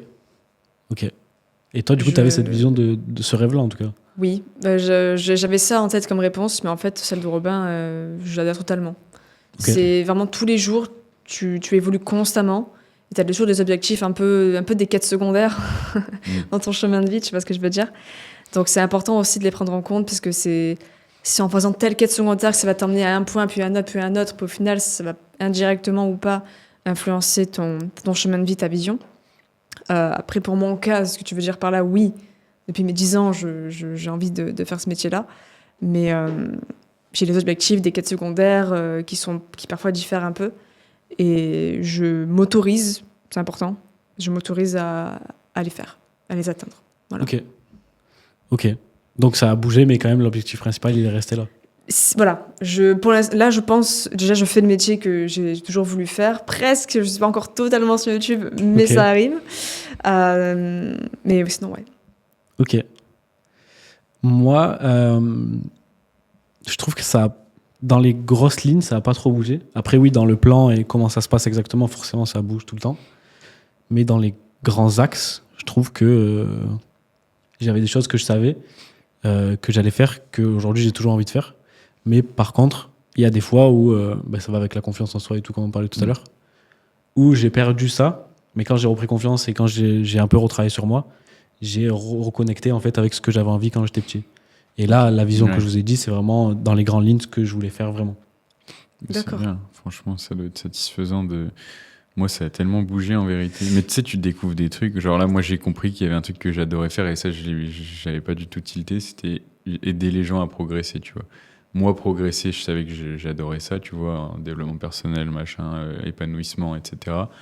Et en fait, la satisfaction de donner des conseils à quelqu'un qui les applique et que ça fonctionne, tu sais, elle est similaire, voire supérieure à celle que tu as quand toi, tu progresses dans ta vie. Ça, typiquement, c'est un truc que j'ai découvert il n'y a pas longtemps. Et du coup, je sais que, tu vois, aujourd'hui, j'ai plus trop envie d'être dans ce truc de formation et tout, mais j'ai vraiment envie d'aider les gens. Et en vérité, pour que j'alloue vraiment du temps à quelqu'un, tu es obligé de le monétiser, tu vois. Mais c'est pour ça que j'essaie de trouver un moyen d'aider les personnes qui sont le plus susceptibles de passer à l'action, parce que c'est relou de se battre contre des gens qui n'ont pas envie de se bouger. Mais de les aider et d'être... Enfin, tu vois, d'arriver, tu sais, avoir ce truc de se dire, moi j'ai du coup déjà eu des retours de, bah, tu sais, t'as un peu changé ma vie ou quoi, et c'est des trucs, ça fait tellement plaisir. Et quand tu mets tout de côté, demain, il n'y a plus de société capitaliste par exemple, et t'enlèves tout, bah, tu te rappelleras que de ces trucs-là en vérité, tu vois. Et ça, je trouve ça kiffant d'aider les gens aussi. Après, tu vois, c'est un truc, il y en a qui s'en foutent et qui n'aiment pas enseigner. Moi, je kiffe de ouf transmettre des trucs. Donc ça, c'est des quêtes qui se débloquent au fur et à mesure, tu vois. Mais pareil, c'est pas mon truc principal non plus. Là. Non, mais je suis d'accord, c'est intéressant. Mais j'ai l'impression que quand tu crées du contenu, c'est pour partager aussi beaucoup quand même. Oui. Parce que t'aimes l'humain, t'aimes partager, t'aimes ces choses-là. J'ai une dernière question. Qui est-ce que vous aimeriez voir dans un podcast que vous n'avez pas encore vu aujourd'hui ? On a 4 heures pour répondre ? Non. Non, si vous aviez un nom en tête peut-être. Qu'on n'a pas vu dans un podcast. Quelqu'un que tu aimerais bien voir ou une thématique que tu aimerais bien aborder.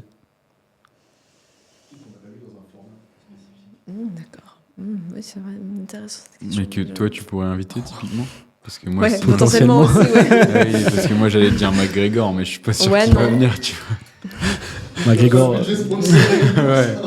peut-être un jour, qui sait. C'est mon fond d'écran. Je te souhaite. Ouais, bah ouais, donc... ouais. Ah si, Ouais, dis-moi. j'en ai un, moi, dans mon domaine. Ok. Mais du coup, c'est sur la viralité, mais c'est un Américain, pareil. Il Ok. faudra peut-être que tu te déplaces, mais il a pas beaucoup d'abonnés et c'est un monstre. C'est Logan Forsythe, il s'appelle. Ok. Et lui, c'est un mec, en gros, qui a fait exploser. En fait, il reste quelque Je chose. coupe personne là. Si. Ah, Enfin, c'est c'est un enregistrement. Comment? C'est un enregistrement là. Ouais, ouais. je sais. Mais c'est pas grave.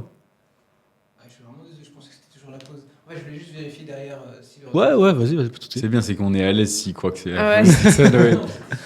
Je crois Ouais. que c'était la track. Mais pas de problème. Mais on n'a pas fait de pause en fait. Du tout. Même tout à l'heure. Non, Ouais. Non, on charbonne. on est trop hein. J'ai chill. vu les bouteilles sur. Ok. On charbonne, hein. Non, t'inquiète. Non, non, on travaille. Oh là là. Après, c'est à la cool. Hein. Ouais, vraiment. c'est- Bah, je pense que si tu veux, si tu veux venir ce soir, là.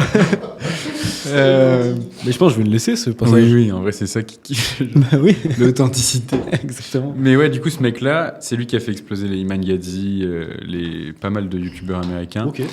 En gros, ouais, vraiment. Et lui, il est accessible, je pense. En plus, moi, j'aimerais bien l'interviewer ou au moins le voir En en tout cas, s'il privé. me dit oui, je t'appelle quoi. Ah ouais, je suis chaud. De Ok. ouf. Parce que lui, il fait ce que j'aimerais bien faire en plus. Bon, je vais pas trop en parler non plus, mais en gros, il va prendre un mec qui a déjà une grosse audience dans le business. Donc, je crois que ses critères, c'est plus de 400 000 abonnés sur YouTube et plus de 2 millions de CA par an. Ok. Et en gros, il va aller le voir et il va mettre en place une équipe de 10 créateurs de contenu uniquement pour ce mec. Et il va poster entre 1000 et 5000 shorts par mois pour lui. Et il va tout rediriger vers sa chaîne YouTube et le faire exploser, en gros. Ah ouais. Ah, ok. Et ça, c'est un truc Ah oui, que... ok. Ouais, voilà. Et ça, c'est un truc que je kifferais faire, tu vois. Et je pense qu'avec ma compréhension, plus après, il faut avoir une bonne équipe, des bons process. C'est pour ça que je suis en train de tout théoriser, faire des process et tout. Ok. Après, tu mets ça à disposition d'un un gros youtubeur, un Yomi ou quoi.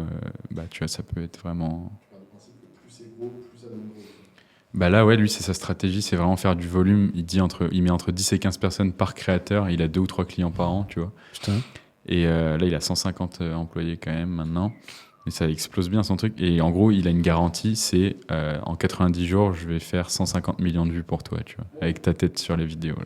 Ok. Du coup, même pour la face recognition, ce qu'ils appellent, Ouais. c'est un truc de ouf parce que du coup, tout le monde a déjà vu ta tête une fois. Et donc, quand ils tombent sur une vidéo, s'ils ont déjà vu ta tête, ils vont être plus susceptibles de rester. Enfin bref, ça crée un espèce de truc qui va du coup après en plus booster ton business et tout. Donc Incroyable. ça, je trouve ça kiffant. Et ce mec-là a une personal brand sur laquelle il fait pas beaucoup de vues bizarrement, tu vois. Ok. Alors qu'il poste tous les jours. Mais je pense que c'est pas sa stratégie, tu vois. Ouais. Ouais, ouais, c'est sûr. Ok. Toi, t'as quelqu'un à nous présenter Tout à l'heure, peut-être il parle, je réfléchis, mais je. C'est galère en vrai. hein. C'est galère, ouais. Ça, moi, ça m'intéresse, mais les gens, ça va pas spécialement les intéresser. La preuve, Ouais, il mais- fait pas beaucoup de vues d'ailleurs. Oui. Donc après, un truc un peu. Toi, qu'est-ce qui te fait kiffer? Tes passions à part le business? Parce que ça peut être. Passion aussi... par le business. Les sportifs, je pense, ça pourrait être intéressant. Ouais. Les gros sportifs. Même pas forcément les gros sportifs, les coachs. Les coachs de sportifs, ça pourrait être intéressant. Ouais. On n'entend pas trop parler. Bah, le coach de McGregor, il est intéressant, lui. J'ai déjà vu des interviews de lui. Ok. Et franchement, c'est un type. Il a écrit un livre et tout. Ok. Sur le mental, sur la visualisation, justement. Ouais, bah McGregor, il parle beaucoup de ça. Ouais. Ouais. Tu peux t'avoir le bras droit de Zidane si tu veux, qui a gagné plusieurs Ligues des Champions. C'est pas mal, ça. Le bras droit de qui? De Zidane. Ah, de Zidane. Ok. Zidane, carrément. Ça. Zidane, ça serait pas mal. Zidane, il y a Ok. la parole. Et toi, t'as pas de créateur, peut-être jeux vidéo que tu connais, que t'aimes bien, que t'aimerais bien voir? Pas potentiellement avec moi, mais en général. Dans un podcast. Ouais. Ok. Bah, il y en a un auquel je pense, c'est Papsan. Ok. Je sais pas si vous connaissez. Ouais, j'ai- Mais bon, c'est peut-être un peu trop gros pour un podcast comme le nôtre, je sais pas. Non. C'est. Pour moi, Rien ça. n'est trop- Non. Rien n'est trop gros. Non, pour moi, c'est vraiment le genre de créateur. Il peut parler de n'importe quoi, même du dernier liquide vaisselle qui vient de sortir, Pâques. Toute sa communauté sera à fond sur sa vidéo. Et tout le monde le saucera dans les commentaires parce que ce mec, c'est un génie de la création de contenu. C'est celui qui fait beaucoup de voyages en Asie et tout ça. Ouais, vraiment, Ouais, c'est ce lui, mec, hein. c'est. Pour moi, c'est le Tchad du contenu court. Et même en live Twitch, il est beaucoup trop excellent. T'as l'impression que ses vidéos sont scriptées alors que pas du tout, mais vraiment pas un brin. Il est juste beaucoup trop fort, il est solaire, il a des super bons conseils. Vraiment, c'est le genre de mec, il a beaucoup de choses, pour pas dire qu'il a tout.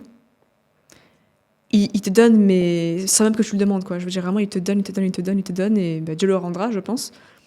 Et j'aime beaucoup sa façon de penser, j'aime beaucoup qui il est, j'aime beaucoup sa générosité. Enfin, c'est vraiment un mec qui m'inspire beaucoup, pour le coup. Et je lui ai pas dit, mais peut-être qu'un jour, si vous voyez cette vidéo, voilà, Papsan, je te kiffe beaucoup. Mais tu le connais du coup? Ah oui, je le connais, Ok. on a fait plusieurs trucs ensemble, Ok. des voyages ensemble et tout, mais Ah oui, ok. c'est vraiment, pour moi, Influenceur voyage. influenceur voyage, lifestyle, et c'est un peu un geek, même beaucoup un geek. Donc on a aussi, on a le même agent, on a dans la même agence. Ah ok. Et c'est aussi un geek, donc voilà, il a des OP Tech, on est tous les deux sur Apple, tous les deux sur Qualcomm. Et c'est un mec qui vraiment. Tu peux pas ne pas le suivre, quoi. Vraiment, et il met trop de bonne humeur, et j'aime beaucoup ses vidéos. Il arrive tout le temps à faire le même, si tu veux, le même type de contenu, mais toujours avec un truc intéressant à dire. Enfin, je sais pas comment il fait, mais c'est Ok. très inspirant. Ouais. Moi, je suis Ok. tombé sur ces vidéos il y a 2 jours. Et je Ok. me suis dit, et en plus, je l'avais déjà vu passer une fois. Et je me suis dit, c'est ouf comment il est fort dans la création Ouais. de contenu. Et ça se voit que c'est naturel et full authentique. Ouais. Et je me suis dit, ouais, même la structure de. Tu sais, il racontait juste une histoire. Souvent, c'est ça, c'est des anecdotes, des trucs comme ça. Il y avait énormément de vues et tu comprends pourquoi il y a autant de vues. Tu vois, t'as envie de rester alors que le sujet, il t'intéresse pas, comme tu disais. Ouais. T'as des mecs qui ont du talent aussi, quand même. Hein. Ok. Et en plus, ils sont très très bons. On a toujours des très bons parfums. Voilà, ça peut D'accord. potentiellement t'influencer. Pour Ça qu'ils viennent, m'influence. voilà. Ok, bah parfait. Où est-ce qu'on peut rediriger les gens s'il y a beaucoup de monde peut-être? Toi sur quel réseau? Instagram, je Instagram. pense. Instagram, c'est le canal pour moi. Enfin, ma chaîne principale, donc ouais, Instagram. Ok. Marie-Hélène. Marie-Hélène SRN. Sans H à Elena. Et tout en minuscule. Voilà, merci. Ok. Et toi? Moi, Insta aussi, robin.dormion. Ouais, Insta, YouTube aussi, si vous êtes vraiment dans la création de contenu, là, c'est un peu plus avancé. Mais ouais, Insta. Hein. Et puis, n'hésitez pas à m'envoyer des messages, je réponds à tout le monde pour l'instant. Ok. Je sais pas si c'est Avant le million, Ouais. tu connais. Pour l'instant. Ouais, tu vois, j'ai un Après, vous irez vous petit faire effet foutre, d'urgence pour que les gens se précipitent. Vous pourrez retrouver le podcast sur YouTube, Spotify, Deezer peut-être. Et après moi, si vous voulez me suivre, c'est sur LinkedIn.